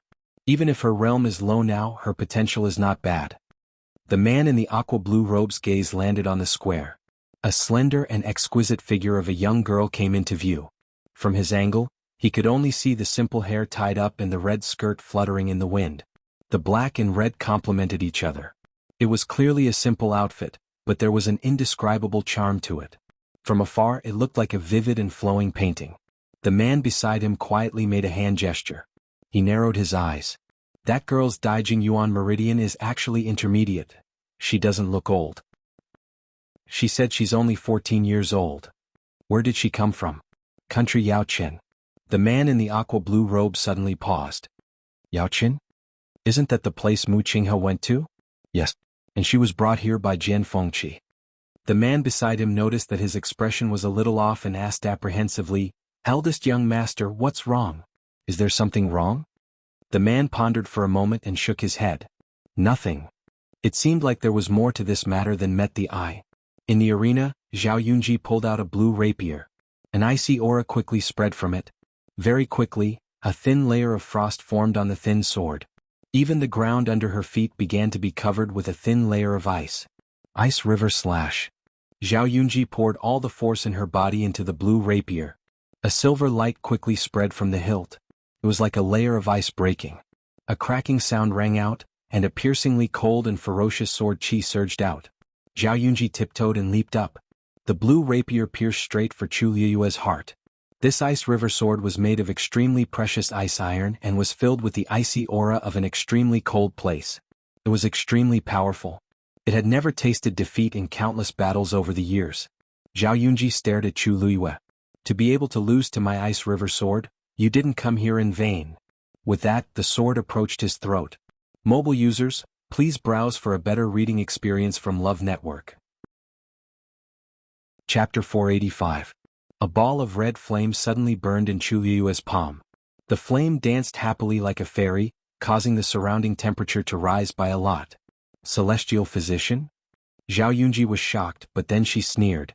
Turning the force into fire is good for refining medicine, but if you want to use it to win this competition, you're too naive. Chu Luiyue didn't say anything. He flicked his finger and the fist-sized ball of flame instantly flew out. In an instant, it landed on the tip of Zhao Yunji's ice river sword. You overestimate yourself, break. Zhao Yunji shouted in a low voice. A gust of cold air surged out from the tip of the sword. She wanted to completely freeze the ball of flame. However, the scene in her imagination didn't happen. The ball of flame wasn't affected at all. Instead, it turned into a stream of fire and quickly burned along the ice river sword. Crackle.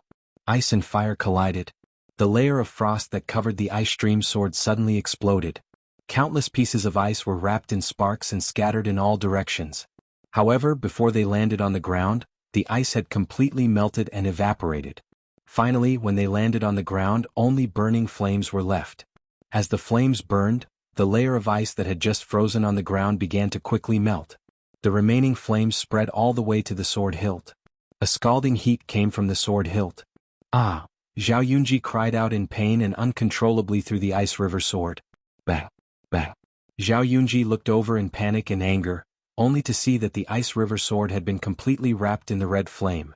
If she had let go a little later, her hand would definitely have been burned. You, what the hell is this? She said angrily, but there was still some lingering fear in her eyes. Although she wasn't a celestial physician, she had seen many since she was young. There had never been a celestial physician's flame that was so terrifying. There was definitely something wrong with Chu Liyue's force flames. It's not a damn thing, but you'll soon find out if you can use it to win this competition. The origin power within Chu Liyue's body converged, and a ball of flames quickly condensed on each of his palms. Zhao Yunji shuddered. If that flame landed on his body, even the cold energy stored in the ice stream sword was unable to resist this flame, let alone a mortal like her? Zhao Yunji took 2 steps back and crossed her fingers in front of her. Shadow lock. The void in front of her suddenly rippled. It was like a gentle breeze blowing across the surface of a lake, creating circles of ripples. A ripple slowly spread towards Chu Liyue's calf. Wherever it passed, it actually left a clearly visible black spatial crack. The first lock, gushing spring. Chu Liyue could clearly feel that the space where the ripples passed through had become viscous. His feet, in particular, felt as if they were bearing 1,000 pounds of weight. It was difficult to move. The scattered flames on the ground were also affected by this strong pressure and became much weaker. Zhao Yunji was overjoyed. This move was also one of her trump cards.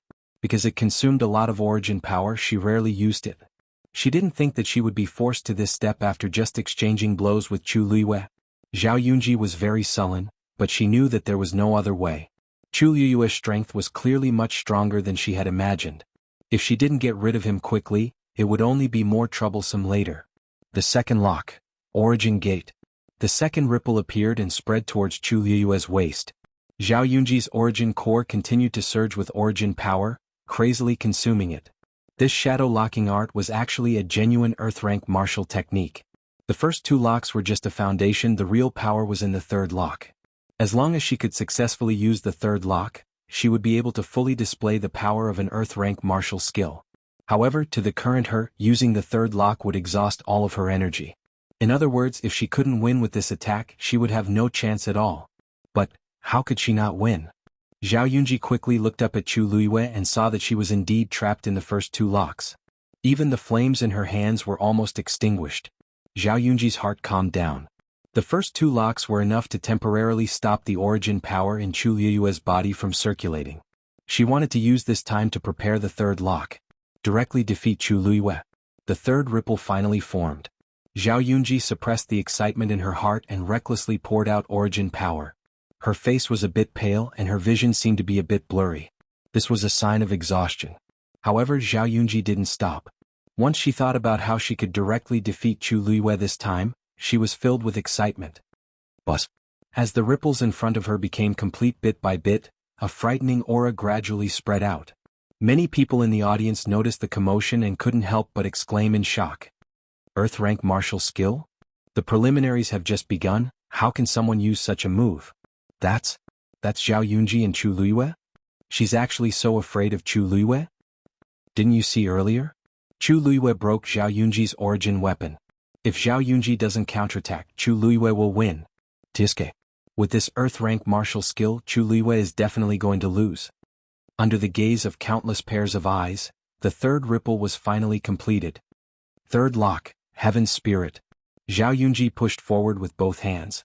The last ripple slowly but firmly covered Chu Liyue's head. Chu Liyue stared at the ripple that contained a powerful aura. Her black eyes were like black jade as they flashed with a cold light. At the same time, the origin power in her body continuously flowed into her hands. Seeing that Chu Liyue didn't move, Zhao Yunji thought that she was afraid and couldn't help but fiercely say, "It's too late to admit defeat now. Today I will." Boom! Before she could finish her sentence, 2 balls of flames suddenly appeared in Chu Liyue's palms. In the next moment, her hands clenched together. The 2 balls of flames fiercely collided. The dazzling flames rose and almost enveloped her entire body. The ripples in front of her waist disappeared in an instant. Zhao Yunji's body shook and blood flowed out from the corner of her mouth. Her aura instantly weakened by a lot. The flames quickly transformed into a red flaming whip. Chu Luiyue swung her wrist. Pah! The flaming whip fiercely hit the rune below. Crack! The rune broke. Zhao Yunji's face was as pale as a ghost. No, no. Chu Luiyue swung her whip. She whipped the last rune in front of her. The sound of something breaking through the air rang out. The flaming whip actually directly slashed through the middle of the rune. Zhao Yunji looked up in shock and saw the crimson flaming whip whipping towards her. Mobile users, please browse for a better reading experience from Love Network. Chu Luiyue took a deep breath and suddenly leaped. It landed on the tail of the flame whip. A silver light flew out from her hand. Zhao Yunji suddenly felt a cold wind coming from behind her. Danger. She almost instinctively rolled on the ground. But something stabbed into the ground where she was just a moment ago.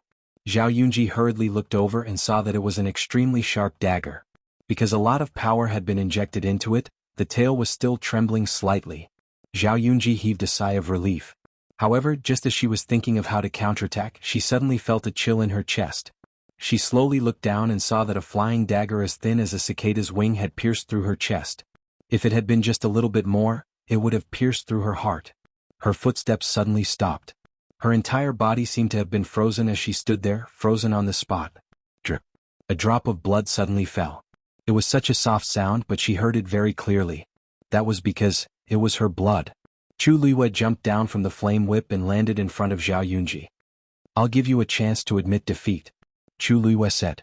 A pool of blood slowly appeared on Zhao Yunji's clothes and then slowly spread in all directions. She opened her mouth and it was filled with the smell of blood. Her voice was so weak that it was almost undetectable. However, just as everyone thought that she was going to admit defeat, she suddenly flung something out from her sleeve. Chi. Countless sharp silver needles flew out together. And there was a faint blue-purple light on it. It was clearly dipped in poison. Everyone sucked in a breath of cold air. The two of them were very close to each other and this hidden weapon attack was too sudden. Chu Luiyue couldn't dodge it at all. Chu Luiyue suddenly sneered and waved her sleeve as well. A silver barrier suddenly appeared and enveloped her. It was the crystal barrier. That crystal barrier was slightly damaged. Before they parted, Rong Xiu gave her a new one. Thud thud thud. Those silver needles hit the crystal barrier and were quickly bounced back. Zhao Yunji was shocked and immediately dodged. However, a few silver needles still pierced her body. Her pale and dry lips immediately turned a bluish purple. Chu Luiyue's eyes turned cold. This poison took effect very quickly and was very harmful to the body. Based on the amount of needles used just now, it wasn't hard to kill someone. Zhao Yunji was desperate and actually tried to kill her in front of everyone. On the other side, Zhao Yunji clearly knew how terrifying this poison was and quickly took out the antidote to consume. Chu Luiyue put away the crystal barrier, raised her hand and held the fire whip in her hand again. Then she poured in her force again. Boom boom. The fire whip burned even more fiercely than before. There were even sparks flying everywhere. Chu Luiyue swung the whip. Bah! The fire whip quickly lashed out and wrapped tightly around Zhao Yunji like a snake. Zhao Yunji was busy swallowing the antidote and was caught off guard by the fire whip. The scorching flames instantly left several scars on her body. The terrifying pain caused her mind to go blank and she almost fainted. I admit defeat. Chu Luiyue. Didn't you hear? I admit defeat. Zhao Yunji screamed hysterically. Chu Luiyue said coldly, I already gave you a chance just now. With that, the fire whip tightened again. Zhao Yunji was in so much pain that she couldn't even say a word. Chu Luiyue. She already admitted defeat. You can't continue torturing her. Elder Qiushi saw this and hurriedly shouted. Chu Luiyue looked at him in a seemingly surprised manner. So there's such a rule? Elder Qiushi, please forgive me. This is my first time here, so it's inevitable that I don't understand some things. Elder Qiushi's eyebrows were almost on fire. Put her down. Oh, okay. Chu Luiyue agreed very straightforwardly and flicked his wrist. Zhao Yunji instantly flew out. Then she fell heavily to the ground. Out of bounds? Chu Luiyue turned around and looked at Elder Qiushi with a bright smile. Is this enough? The man in the blue robe happened to see this scene. The red-clothed girl's bright smile and lively eyes were so familiar. His heart felt like it had been hit by something. A name buried deep in his heart was about to be called out. Mobile users, please browse and read. A better reading experience comes from Love Network.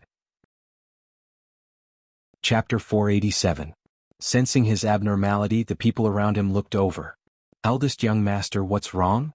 That man stared intently at Chu Luiyue, his lips tightly shut. Seeing him like this, the others didn't dare to ask anything and all quieted down. On the arena, Elder Qiushi almost fainted from anger when he saw the bright and sincere smile on Chu Luiyue's face. What did she mean by, "That's enough, right?" Her last attack almost took Zhao Yunji's life. You've gone too far. Yunji already admitted defeat, but you stubbornly refused to stop. You clearly did it on purpose. Chu Luiyue blinked. Elder Qiushi, I respect you as a person of virtue and prestige, so I did as you said. Didn't I stop the moment you told me to? After she finished speaking, her fair fingertips lightly turned, and the flame whip quickly retracted and disappeared into her palm. She spread her hands. I believe everyone saw it clearly, right? Elder Qiushi choked. This Chu Luiyue was truly cunning. She did stop after he opened his mouth, but who could say that the last attack was unintentional? She had seized the perfect timing and he couldn't really blame her for it. Then you shouldn't have been so ruthless. You're so young but you're so vicious. Chu Luiyue pondered for a while and asked in return, why? But didn't you say that as long as no lives were lost, you could use any means to win? Could it be that this rule doesn't apply to me? Elder Qiushi's face turned red and white. Chu Luiyue had a sharp tongue and he couldn't argue with her at all. After all, Zhao Yunji did lose. He took a deep breath and suppressed the anger in his heart. Then he said to the black cavalry beside him, hurry up and take Zhao Yunji away to treat her injuries. Two black guards quickly rushed up and carried Zhao Yunji, who was on the verge of death and covered in wounds, away. Chu Luiyue turned around and looked at the black jade board floating in the air. Zhao Yunji's name was nowhere to be seen. Only her name remained, Chu Luiyue. Only the winner could stay. Chu Luiyue looked around and raised his eyebrows slightly. They seemed to be the first to finish the competition. Match number 53, Chu Luiyue wins. Elder Duanmu Chun shouted in a deep voice. Number 101, filling in for number 53. Hearing this, Chu Luiyue was finally satisfied and walked down the stage leisurely. Countless pairs of eyes looked over at the same time. Shock, envy, jealousy, admiration. Those gazes had different meanings, but Chu Luiyue did not take them to heart. After jumping off the stage, he walked to the resting area that had been prepared beforehand and sat down to watch the battle quietly. Half of these people would become her opponents in the next round. Low voices of discussion came from behind. Chu Luiyue actually won. Winning one round might be a coincidence, but to win against two rank 5 warriors in a row, it's enough to prove that she really has the strength. I think she's about to break through to rank 4 warrior? When that time comes, it'll be even easier to win. But she's got guts. I heard that Zhao Yunji was brought here by Qin Shiyuan from the Soaring Cloud sect. She had already agreed to enter the Soaring Cloud sect directly. No wonder Elder Qiushi was so angry. For so many years he had helped the Soaring Cloud sect a lot. Seeing that the Soaring Cloud sect had lost such a good seedling, how could he be indifferent? But he's an elder of the royal family after all. It's not appropriate for him to always do this. I think it's unfair for him to reprimand Chu Luiyue just now. If the person who lost was Chu Luiyue, he definitely wouldn't come out to reprimand her. Chu Luiyue sat leisurely and listened to these words. Suddenly, she felt that there seemed to be a substantial gaze in the crowd that fell on her. She was almost instinctively alarmed. She looked up. A man in a blue robe came into her sight. He looked to be in his 30s and had an ordinary appearance. But when she saw his eyes, Chu Luiyue's heart skipped a beat. She would recognize those eyes even if they turned to ashes. Jiang Yuqing. It was obvious that he had changed his appearance, restrained his aura, and sat in the crowd. The people around him should be his followers, and they were also disguised as ordinary people. No matter who saw these people, they wouldn't give them a second glance. But she was different. She had seen Jiang Yuqing's face for so many years, and she couldn't forget it even if she wanted to. And his pair of eyes that seemed gentle and affectionate, but were actually sinister and ruthless, were like a brand that was deeply engraved in her mind. Seeing that Jiang Yuqing seemed to have noticed her gaze, Chu Luiyue immediately pretended to look away unintentionally. Even though her heart was in turmoil, the expression on her face was incomparably calm. Even the curvature of her lips did not change in the slightest, making it impossible for others to see through her. No one knew how much strength she had to rely on to suppress the killing intent that was surging crazily in her heart. Everything in the royal family's ancestral hall seemed to have happened yesterday. It was vivid in her mind and incomparably vivid. However, her heart no longer felt the pain of being betrayed. There was only the thought of tearing him into pieces. She closed her eyes. That's right, someone had said that Jiang Yuqing would come. She had actually been waiting, but Jiang Yuqing didn't appear until the competition started, so she threw this matter to the back of her mind. She didn't expect him to change his identity and blend in with the crowd. Why did he do that? With his current identity he could have come openly. Why did he have to put in so much effort? And more importantly, just now when he looked at her, what was he looking at? Was it because she was the first to win the competition? Or was it something else? Chu Luiyue opened her eyes and looked around casually. She looked exactly the same as before. She looked completely relaxed as if she had won the competition. She could still feel Jiang Yuqing looking at her, but the emotions in her heart had gradually calmed down. Anyway, she had already changed her identity, and her appearance and age were different from before. She didn't believe that Jiang Yuqing would still be able to recognize her. Thinking of this, her mood became better. Now it seemed that she was in the dark while he was in the clear. On the other side, Jiang Yuqing had been staring at Chu Luiyue since the first time he saw the smile on her face. At first, he really thought that it was that person, but after looking carefully for a while, he felt that he was thinking too much. Although their smiles were very similar, their facial features were still quite different. Moreover, Chu Luiyue did look like she was only 14 or 15 years old, and that person had already been buried in the sea of fire. How could he still appear? Jiang Yuqing rubbed the space between his eyebrows. It seemed that he had been too tired during this period of time, which was why he was thinking about such nonsense. Go and investigate Chu Luiyue's background. Mobile users, please browse and read. A better reading experience comes from Love Network. Chapter 488. The people beside him looked at each other and found it strange. Could it be because Chu Luiyue had displayed strength that far exceeded her level? But it didn't seem that simple. When eldest young master saw Chu Luiyue for the first time, his reaction was very unusual. Although they thought so, they didn't show any abnormalities and said respectfully in a low voice, "Yes."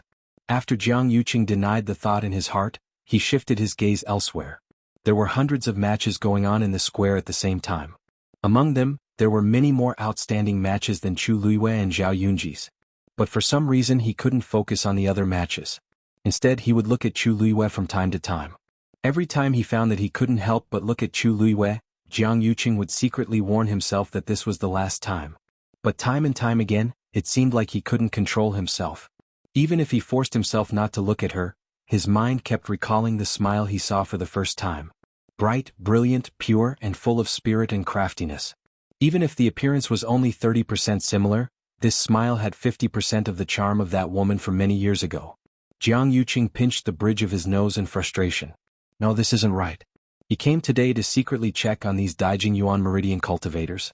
He couldn't let other things disturb his mind. After repeating this several times in his heart, he finally let out a heavy sigh. Chu Luiyue naturally didn't know Jiang Yuqing's inner turmoil. On the contrary, she had completely calmed down.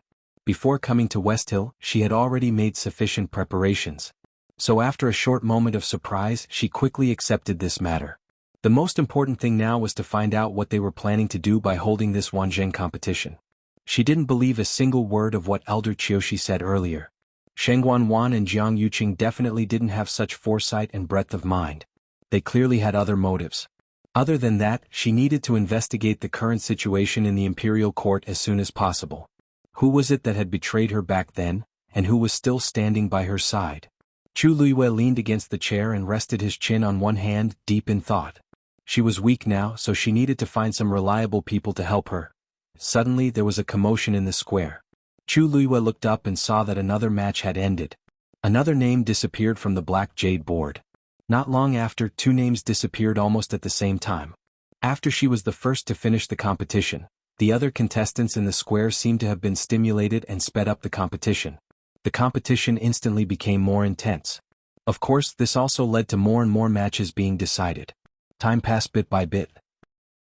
More and more names disappeared from the jade board. The cultivators who were carried off almost continuously. Because it was a rare opportunity, everyone wanted to win desperately. Therefore they all used their special skills, and their injuries were particularly tragic. Some who didn't want to admit defeat were beaten until they were covered in blood and passed out. There were messy bloodstains everywhere in the square. The people in the audience seats became more and more excited, and even began to shout and cheer with red faces. Many people had already taken their seats beside Chu Luiyue. Seeing this, those from the Tianling dynasty were still okay, but those from outside heaven's canopy were more or less shocked. Chu Luiyue was used to it. Gradually, the people next to her seemed to have started chatting with each other. Whether they wanted to be friends or to test each other, everyone had their own thoughts, and for a moment they were a bit friendly. However, no one took the initiative to talk to Chu Luiyue. Chu Luiyue didn't mind. She leisurely watched the competition on the field, glancing at the names on the jade board from time to time. Are you crazy? A hysterical scream suddenly came from the square. Chu Luiyue looked over and found that the person who was screaming was a young man. And this person wasn't unfamiliar to her. It was one of the disciples from the Lingyun sect who was with Zhao Yunji. At this moment, he was holding his bleeding arm and looking at the young man in front of him in panic and anger. Are you a beast? You actually eat human flesh. Once this was said, everyone was shocked. The young man looked to be about 16 or 17 years old. He was wearing a grayish-white linen shirt that didn't fit him. Probably because it was too shabby, the clothes didn't look like it originally did. Although he wasn't short, he looked very skinny. His bones swayed in his clothes as if he was wearing a sack. He had short, golden hair that was soft and shiny, reflecting a faint light under the sun. His hair covered most of his face, but one could still see his youthful face and sharp chin. At this moment he was biting a piece of bloody flesh in his mouth. It was the flesh that he had bitten off the arm of the young man in front of him. He spat out the piece of flesh expressionlessly and coldly spat out a word. Stinky. His expression and tone were so calm and indifferent, as if he was talking about something that had nothing to do with him. But it was this appearance that made one's heart turn cold. The young man standing in front of him choked. He didn't dare to ask where the word stinky came from. He instinctively felt that he didn't want to know the answer. The onlookers also unconsciously quieted down for a moment. Everyone could see that this young man wasn't simple. He wiped the blood from the corner of his mouth and frowned slightly, as if he was disgusted. The young man's heart couldn't help but beat violently.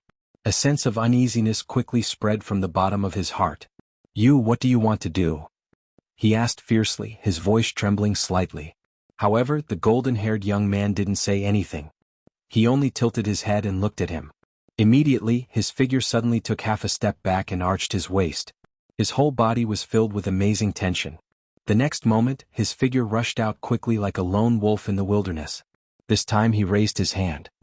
His calloused hand turned into a claw and grabbed the young man's neck tightly. His speed was so fast that the young man was pushed to the ground before he could react. Cough. I admit defeat. Cough. The young man raised his head and met the cold brown eyes under the blonde hair. He shuddered and admitted defeat without hesitation. The golden-haired young man's eyes flashed with a touch of regret, as if it was a pity that he couldn't continue fighting. But in the end he still let go of his hand. Even if he won the match, his expression didn't change. After looking around, he walked down the stage. Then he walked straight to Chu Luiyue. Mobile users, please browse for a better reading experience from Love Network. Who told you that as long as you're a celestial physician, you have a fire seed? Chang Wanzhou's face was full of vigilance. Of course someone told me. Chu Luiyue facepalmed. That's a liar who lied to you. Only a top celestial physician can condense a fire seed. With my current level I can't do it no matter what. I'm sorry, I can't help you with this. Chang Wanzhou suddenly stood up, his face full of anger. Who are you calling a liar? Chu Luiyue was taken aback. She did not expect Chang Wanzhou to have such a big reaction to this sentence. It seemed that the person who told him this was very important to him. That's not what I meant. You don't seem to know much about celestial physician. I really can't help you with this matter. However, there are many outstanding celestial physician in West Hill. You can look for them. Seeing that Chu Luiyue's expression was sincere and did not seem to be lying, Chang Wanzhou did not continue to be angry. I don't need any other celestial physician. Only you can help me, he said stubbornly. Chu Luiyue did not immediately respond. The flames that she created were indeed different from others. Could it be Chang Wanzhou came for this? The so-called fire seed was condensed by a celestial physician's force into flames. A celestial physician would place a fire seed in another cultivator's body. The latter would be able to use their force to continuously grow the fire seed, allowing them to use flames in battle. As the cultivator's realm increased, the fire seed in their body would also grow. In the end, some could even completely integrate the power of the fire seed and become a celestial physician. This was also the method that some people who wanted to become a celestial physician would use. However, how could it be so easy to condense a fire seed? It would consume a lot of the celestial physician's force and energy, but the success rate was extremely low. For a celestial physician, refining a fire seed was a thankless task. No one would be willing to help others refine a fire seed for free. However, in Chang Wanzhou's eyes, it seemed to be an easy task. Chu Luiyue looked at his stubbornness and felt a headache coming on. It seemed to be difficult to persuade him. You don't want to help me? Chang Wanzhou asked belatedly. Chu Luiyue shrugged helplessly. I'm sorry. It's not that I don't want to help, but I really can't. Chang Wanzhou said firmly. You don't want to help me. This time it was a statement. Chu Luiyue's eyes flashed slightly. However, Chang Wanzhou didn't say anything else. He turned his head and looked at the arena. His expression was as indifferent and calm as ever, as if he didn't care too much about this matter. However, Chu Luiyue was suddenly curious as she leaned closer and asked softly, Why? Why do you want a fire seed? You're so talented as a martial artist. There's no need for you to be a celestial physician. Chang Wanzhou glanced at her. I don't want to be a celestial physician. Then what do you want a fire seed for? Chu Luiyue was even more confused. Chang Wanzhou paused. I want a fire seed to prolong my life. As he spoke, a trace of loneliness flashed across the young man's young and arrogant face. I'm looking for someone, but I haven't found her yet. I'm afraid that I'll die before I find her. His tone was indifferent. However, Chu Luiyue realized that when he said that he was about to die, he didn't have any emotional fluctuations. However, when he mentioned that he couldn't find that person, he revealed a trace of unconcealable sadness. It was as if that person was more important than his life. Chu Luiyue's heart skipped a beat. Is that person very important to you? The expression on Chang Wanzhou's face had returned to normal. Hearing this, his lips pursed slightly, his chin tensed up, and he said firmly, She's the most important person to me. Chu Luiyue's heart seemed to be touched by something soft. She didn't say anything else. She just leaned back in her chair and looked at the arena. The two of them were silent, as if they had already let this matter go. Time passed by bit by bit. There were fewer and fewer names on the black jade board. More and more people were being carried off the arena. When half of the competition was over, Chu Luiyue finally spoke softly. I can help you. Mobile users, please browse for a better reading experience from Love Network. Chapter 490. Chu Luiyue was a little surprised when she said that. She wasn't the kind of person who was overflowing with sympathy. Most of the time, it was more appropriate to say that she was ruthless and decisive. But for some reason, when she looked at Chang Wanzhou's lonely expression and said those words, she actually felt sad for a moment. This feeling was rare. She had never been willing to take the initiative to provoke people who had nothing to do with her, so as to avoid trouble. But Chang Wanzhou seemed to be different. Really? Chang Wanzhou heard her words and looked back. His brown eyes, covered by soft golden hair, were so bright that they seemed to be blooming for a moment. Chu Luiyue suddenly stopped hesitating. The corners of her lips curled up and she smiled. I've always been a man of my word.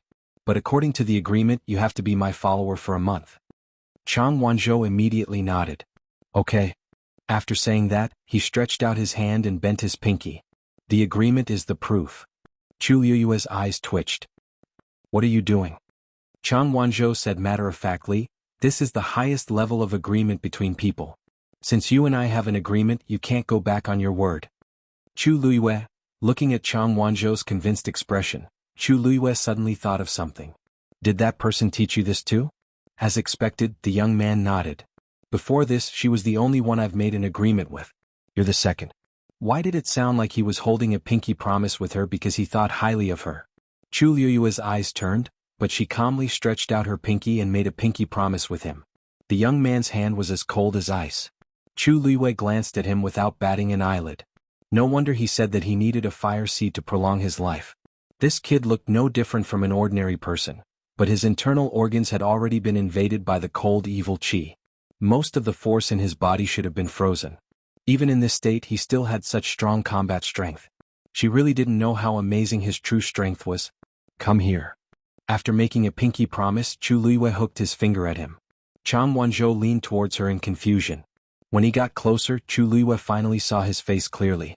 Then he was slightly stunned. This was actually an excessively beautiful young man. His skin was very white, almost translucent. Under his short blonde hair was a pair of brown eyes that were cold and proud, but pure and clean, like the snow on a mountain. Her nose bridge was high, and her lips were shaped like rose petals. The corners of her mouth were naturally upturned. His smooth jawline and sharp chin made him look clean and youthful. If it weren't for the fact that his facial features and demeanor were indeed that of a young man, Chu Liwei would almost have suspected that this was a beautiful and moving girl. Chu Liwei raised his hand and ruffled his golden hair. Chang Wanzhou was stunned at first, then frowned.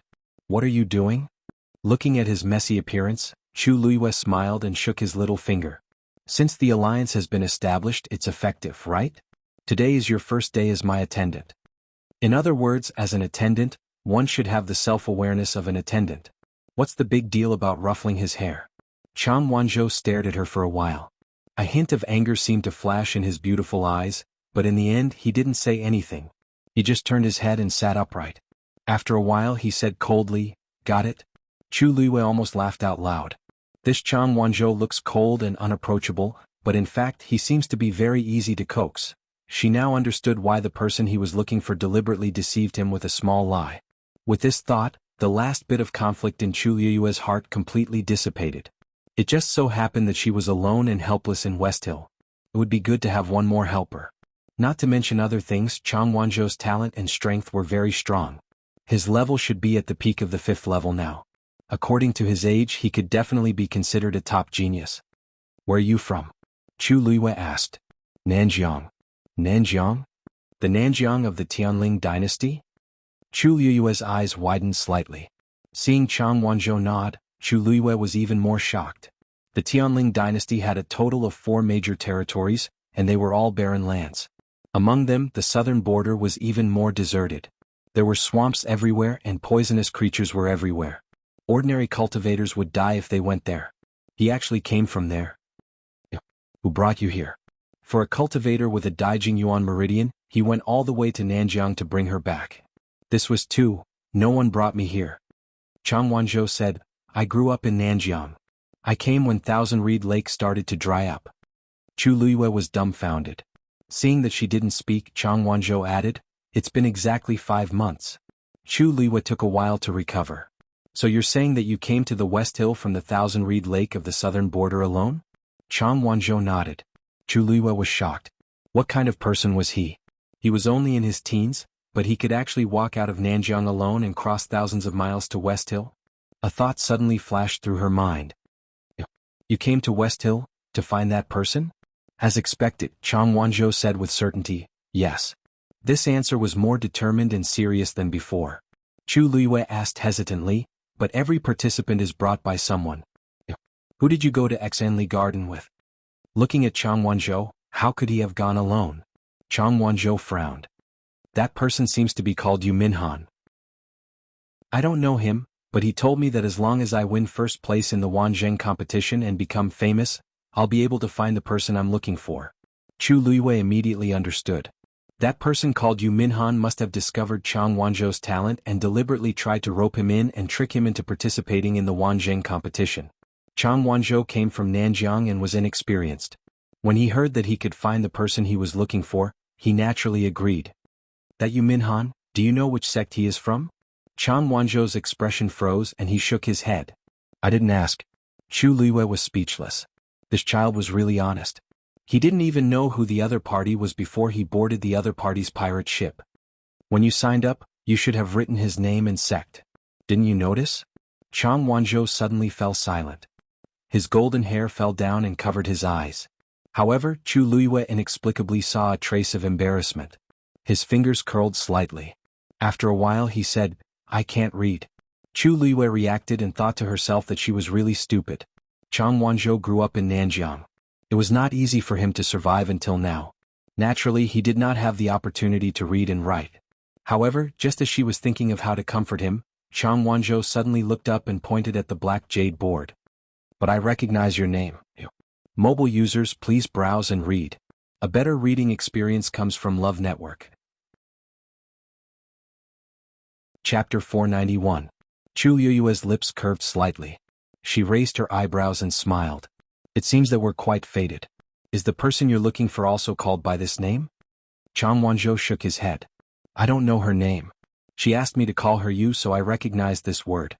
Chu Luiyue rested her chin on one hand, feeling a little strange. It just so happened to be the same as her name, she asked tentatively. She's from West Hill? Chang Wanzhou nodded. Chu Luiyue's brows twitched slightly.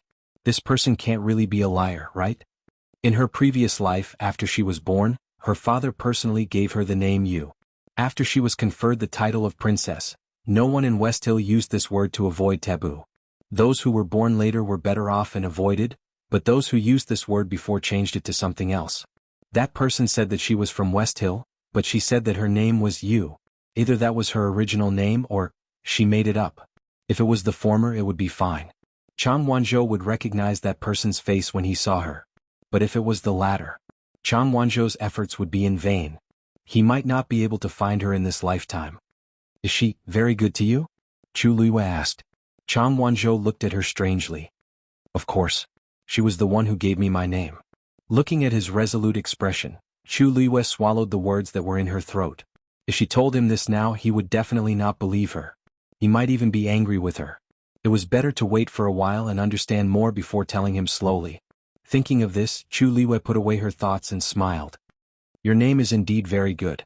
Chang Wanzhou turned his head expressionlessly. After a moment he said, of course. Chu Luiyue glanced at him and saw that his earlobes were slightly red. She held back her laughter and looked back at the arena. Most of the matches had already ended, and only a small number of people had yet to decide the winner. However, the atmosphere in the square was still very lively. After watching for a while, Chu Luiyue suddenly thought of something and looked at Chang Wanzhou. Alright, don't bite people in the future. Chang Wanzhou's aura suddenly turned cold. Are you calling me a vicious barbarian? He had heard such words too many times recently. Chu Luiyue flicked him on the forehead. What are you thinking? I was afraid that the blood of those people would stain you. Your current situation isn't something that can be solved with a single fire seed. If you want to live longer, you have to be obedient. Chang Wanzhou didn't expect her to mean this. The fierce expression that he had prepared immediately disappeared, and he looked a little embarrassed. According to your strength, you can easily win against most of them. Why do you have to do this? Chu Luiyue showed a trace of disdain on his face.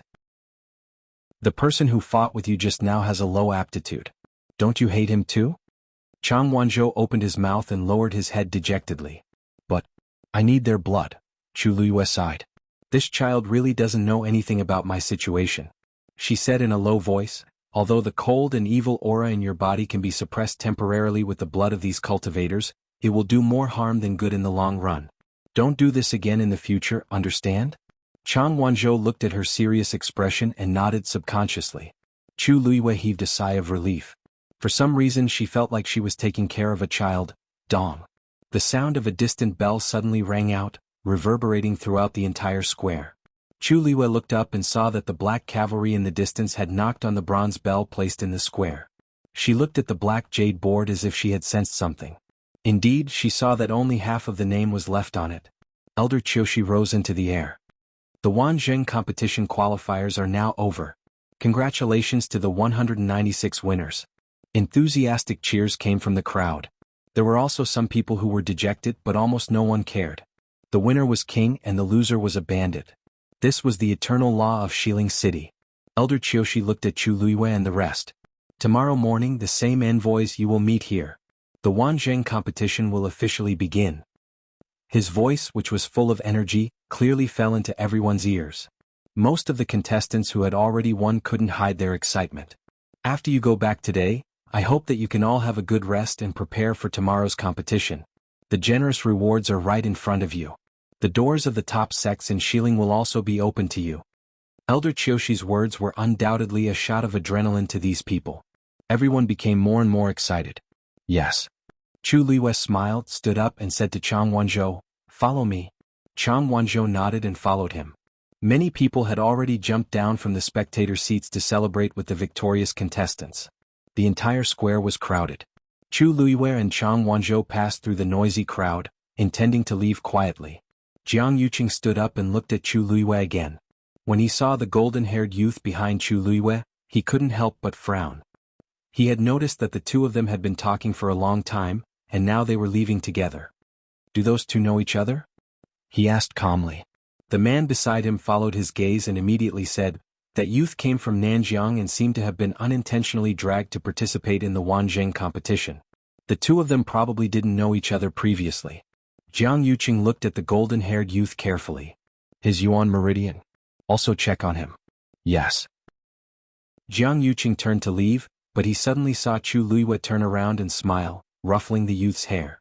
The youth seemed a little angry, but he only glared at her and didn't say anything. Chu Luiyue pulled him again and left through the crowd. Jiang Yuqing suddenly felt a tinge of displeasure. He didn't know where this feeling came from, but he was indeed angry. That smile shouldn't have appeared again. Even if it was just a little similar. Eldest young master, do you need me to do something? The man beside him asked softly. Jiang Yuqing said coldly, no need. With that he turned and left. Chu Luiyue teased Chang Wanzhou for a while and finally stopped when she saw the pale, almost transparent face turn red. It was fine to tease the child, but it wouldn't be good to make him angry. The place I live in is a little special. You'll know when you follow me. Let's go buy some herbs later and recuperate your body. As Chu Luiyue spoke, she had already made a list in her heart. TSK. This follower isn't cheap. Chang Wanzhou didn't talk much. Hearing her ramble, he mostly nodded. Stop. A man suddenly blocked in front of Chu Luiyue. Chu Luiyue looked up and saw an unfamiliar face. You are? The man didn't look at her. Instead, he looked at Chang Wanzhou and reprimanded him with a frown. Who allowed you to run around? Mobile users, please browse and read. A better reading experience comes from Love Network. Even if he didn't like it in his heart, he silently accepted it. Chu Luiyue let go of his hand and chuckled softly. Thank you for just now. Chang Wanzhou was stunned. He looked up at her and saw her sincere expression. There seemed to be stars blooming in her eyes. He turned his head away awkwardly. It's my duty. Chu Luiyue didn't say anything else. It seemed that there was still a lot to teach him in the future. Yo, what are you doing? This is wiling. Do you dare to kill me? Yu Minhan struggled to get up from the ground, only to find that Chang Wanzhou's punch had caused him serious internal injuries. He immediately covered his chest and cursed angrily. It's not difficult to kill you, but now that he's my man, I don't want you to dirty his hands. As Chu Luiyue spoke, she took a step forward. She was clearly smiling, but the corners of her eyes and eyebrows carried a frightening cold pressure. Yu Minhan unconsciously took a step back. Chu Luiyue said softly, if you cooperate well, this matter will be over. Otherwise, I'd like to see how they'll react if they know that you randomly found someone to participate in the Wanzheng competition. Yu Minhan's face turned pale.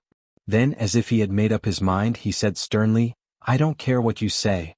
You want to sue my Azure Dragon gang? You're thinking too highly of yourself. Today Chang Wanzhou must stay. As soon as he finished speaking, he took out a whistle from somewhere and blew it fiercely. A moment later, several figures suddenly rushed over from behind him. They surrounded Chu Luiyue and Yu Minhan. There was no need to ask to know that these were all people from the Azure Dragon gang. Chu Luiyue swept her gaze over the crowd with a faint smile and teased Chang Wanzhou. I couldn't tell that they've really put in a lot of effort for you. Chang Wanzhou frowned. I'll take care of it. Chu Luiyue facepalmed. Children shouldn't always fight and kill all day. Chang Wanzhou's frown deepened. I'm not a child. Chu Luiyue gave him a comforting look. Seeing the two of them talking as if there was no one else around, Yu Minhan was furious. They didn't put them in their eyes at all. The Azure Dragon gang didn't have a high status in West Hill, but Chang Wanzhou's appearance was an opportunity for them to make a meteoric rise. Previously, the higher-ups had asked him to find a cultivator with a Daijing Yuan Meridian, but he was delayed by some matters. He planned to be punished when he returned, but he didn't expect to meet Chang Wanzhou. At that time he had no choice but to persuade Chang Wanzhou to go there. He planned to make up the numbers and avoid punishment. Who knew that Chang Wanzhou's strength would far exceed their expectations? Judging from the situation in today's qualifiers, he really had a chance to get into the top few. Only then did he realize that he had found a treasure. Under such circumstances, how could he let Chang Wanzhou go? Go. He waved his hand suddenly. The people next to him immediately rushed up. However, at that moment, someone suddenly shouted from the side. What kind of place is Xuanji Square? How dare you act so presumptuously? Yu Minhan and the others glanced at them and immediately broke out in cold sweat. The people who came were the Black Cavalry.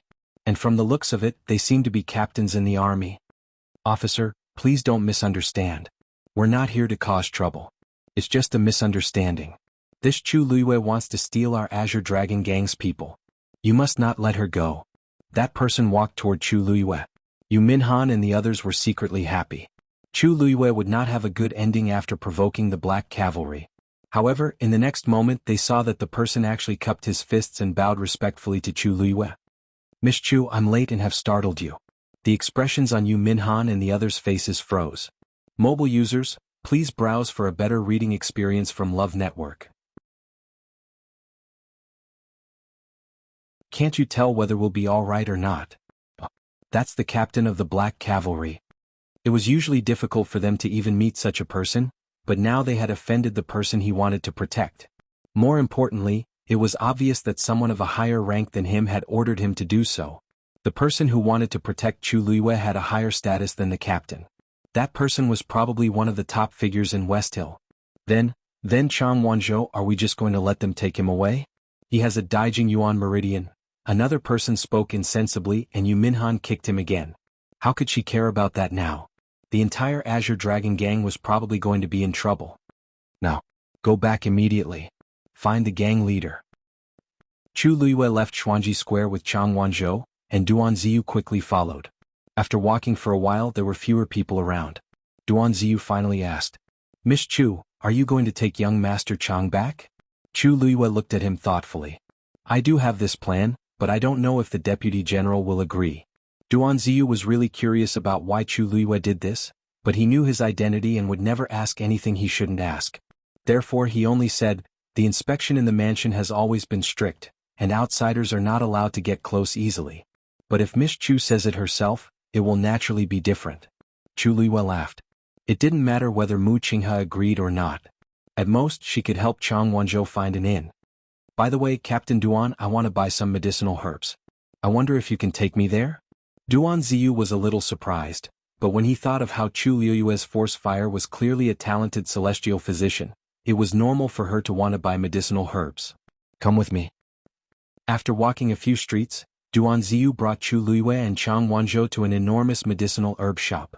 Chu Luiyue looked up and saw 3 shining golden words on a magnificent signboard. 100 Herbs Building. Miss Chu, this is the largest medicinal herb shop in Xiling City. You can buy whatever you want here, Duan Ziyu said. Duan Ziyu said. Chu Luiyue rubbed her nose. She wasn't worried about whether there was anything she wanted here, but she might not be able to afford it at all. 100 Herbs Building was the largest medicinal herb shop in Xiling. It had a complete range of high-quality goods and expensive prices. Her 10 white crystal coins might seem like a lot to ordinary people, but here, it was barely enough. Moreover, although she had heard a lot about 100 Herbs Building, she had never been here before. The Tianling dynasty's royal family stored a large number of precious medicinal herbs, and at the same time she personally took care of Xanli Garden. There was almost no shortage of medicinal herbs, so naturally she wouldn't come to a place like this. Chu Luiyue originally wanted Duan Ziyu to bring her to any shop, but she didn't expect him to pick the most expensive one. But since she was already here, she couldn't just turn around and leave. Chu Luiyue took a deep breath and walked in first. As soon as she stepped over the threshold, a waiter greeted her warmly.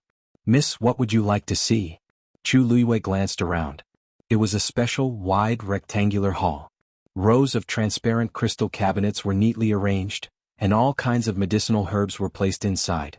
In the corresponding places, there were names and introductions as well as prices. Chu Luiyue took a cursory glance and her eyelids twitched. 100-year-old blood Lingji costs 3 white crystal coins? What's the difference between this and robbery? I'll just look around first. Chu Luiyue's expression didn't change and she still looked calm and noble. The waiter responded respectfully. I'll come again after you've taken a look. After saying that, he tactfully retreated to the side. In the entire hall, there were about 100 people choosing medicinal herbs. There were also many waiters like this and they were scattered everywhere and their attitudes were extremely good. Chu Luiyue walked along a row of crystal cabinets, and after a few steps she stopped. Mobile users, please browse for a better reading experience from Love Network. Chapter 494. A palm-sized coral lay quietly in the crystal cabinet. It was orange-red in color with a faint white color at the end. It was as clear as jade. This was a top-grade Xidigarba coral. Whether it was the size, shape, or texture, they were all excellent. Even someone as picky as Chu Luiyue liked it at first glance. This thing had an excellent effect on dispelling the cold evil aura in Chang Wanzhou's body, so it was a must to buy. Chu Luiyue's gaze shifted slightly and she glanced at the price. 10 white crystal coins. Great. A Xidigarba coral would empty her entire fortune. Not to mention the other herbs she would need. Chu Luiyue had a headache. Before her rebirth, she had almost never bought anything with her own money. After her rebirth, she could also afford the prices in country Yaoqin. But not here. White crystal coins were not that easy to earn. Wu Zhao, as a stage 5 warrior, had been in Pingliang Square for so long, but he only had a few coins on him. Not to mention her. Chu Luiyue crossed her arms with one hand and touched her chin with the other, deep in thought. It seemed that she had to think of a way to earn money as soon as possible. I'll take this, Chu Luiyue said. The waiter waiting at the side immediately smiled and went forward. You have good taste. This is the most beautiful piece of Xidigarba coral in this batch. You took a fancy to it as soon as it was displayed. Chu Luiyue was completely indifferent to this kind of rhetoric, but she still nodded in agreement. This thing is indeed not bad. The manservant's expression was rather proud. Don't worry, the things in our 100 Herbs building have always been the best. Take a look, is there anything else you want? Chu Luiyue waved her hand. I'll take this first. Let me take a look. The waiter was smart and didn't say anything else. He put on his gloves and planned to take out the thing. Wait. I'll take this piece of Xidigarba coral. A delicate woman's voice came from behind. Chu Luiyue looked back. The one who spoke was a woman in a yellow robe who looked to be about 20 years old. She was tall and had a pretty face. However, the corners of her eyes were raised high, and there was an air of arrogance between her brows, which made people feel uncomfortable looking at her. Her eyes were fixed on the Xidigarba coral, as if she did not notice Chu Luiyue and the others. Standing beside her was a young man in his mid-20s. He wore a moon-white robe and had handsome features. He looked at the yellow-robed woman with a doting gaze. The corners of Chu Luiyue's mouth twitched ever so slightly. What a coincidence, it was another familiar face. This woman was Jiang Yuqing's younger sister, Jiang Yuji. And that man was the Xiahou family's second young master, Xiahou Tingan. These two people were somewhat related to her in the past. There was no need to mention Jiang Yuji. Back then, after she set the engagement with Jiang Yuqing, she wanted to get closer to Jiang Yuji. However, there seemed to be a barrier between the two of them and they could not get along. In addition, Jiang Yuji made a mistake because of her stubbornness and was reprimanded by her once. Hence, she was even more unhappy with her and went against her multiple times. Hence, she did not pay much attention to Jiang Yuji. On the other hand, Shang Guanwan had always been on very good terms with Jiang Yuji. The two of them were close friends and were very close. As for Xiahou Tingan, he was the study companion of the princes and princesses in the palace since he was young, so he was quite familiar with them. The most important thing was that he was interested in her and even wanted to marry her. Chu Luiyue rejected him from the start and did not take this matter to heart after that. However, at this moment, seeing the two of them together, she still felt a little strange. Fourth Missy Jiang, I'm really sorry, but this lady already wants this piece of Xidigarba coral. The page boy clearly recognized the rich and powerful in Xiling City as he immediately said apologetically and carefully. Jiang Yuji knitted her brows and then looked at Chu Luiyue. Seeing that gorgeous face, she was shocked for a moment. When did Xiling have such a person? People of the same sex repelled each other. Jiang Yuji had never liked people who were more glamorous than her, so she felt a little disgusted. She sized up Chu Luiyue from head to toe. This lady in red did not have any extra accessories on her, and her clothes were not made of any luxurious material. She looked very plain. She must be from a lowly background. On second thought, she guessed that she should be someone from outside heaven's canopy. The disdain in her eyes could not be hidden. Has she paid? The page boy paused. Not yet, but if she hasn't paid, then it's not considered her item. I'll buy it. There's no problem, right? As she spoke, she raised her hand.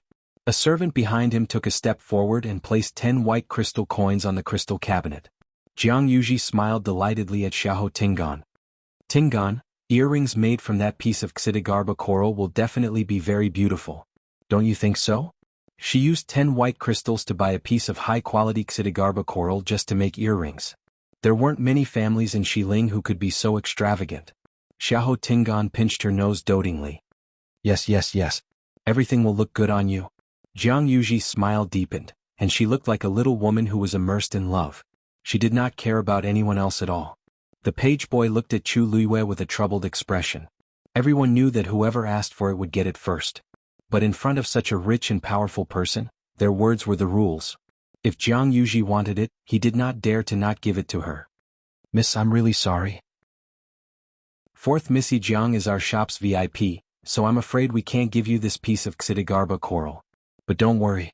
As compensation, we'll find a piece that you're satisfied with and give you a 20% discount. What do you think? Chu Luiyue laughed. 2 white crystals and you want me to compromise? When did I become so easy to talk to? If it were someone else who said it nicely, I might be merciful and give it up. Anyway, I'm just buying this to make medicine. It's fine as long as the effects are the same. But the other party is Jiang Yuji. I can't back down no matter what. I don't think so. Chu Luiyue said directly. I told you to wrap it up just now, so this deal is settled. This Xidigarba coral is also mine. If other people come again, they'll be queued behind and have no right to snatch it from me, right? The page boy almost couldn't keep the smile on his face. Is this woman going to go against Jiang Yuji in public? That's the Jiang family's 4th Missy, the current prince consort's biological sister. Who doesn't know that Jiang Yuqing has a lot of power now? Everyone can't wait to curry favor with the Jiang family. Who would offend them like this? As expected, Jiang Yuji was shocked when she heard this. What did you say? Chu Luiyue knocked on the crystal cabinet, and her black jade-like eyes were calm. I said, I don't agree to give this to you. Jiang Yuji had been spoiled by others for a long time, and her temper had risen. She couldn't bear to hear the word no. Now that she saw that such a small character actually dared to go against her, she was furious. Say that again? Mobile users, please browse and read. A better reading experience comes from the Love Network. You're tuning in to the Han Li's Wuxia Chronicles YouTube channel. We're so grateful for your support, and don't forget to subscribe to join us on this incredible journey through captivating stories. Your generosity through donations truly makes a world of difference, as it's the primary source of revenue that allows me to expand and enhance this channel for you. Thank you from the bottom of my heart for being a part of this adventure.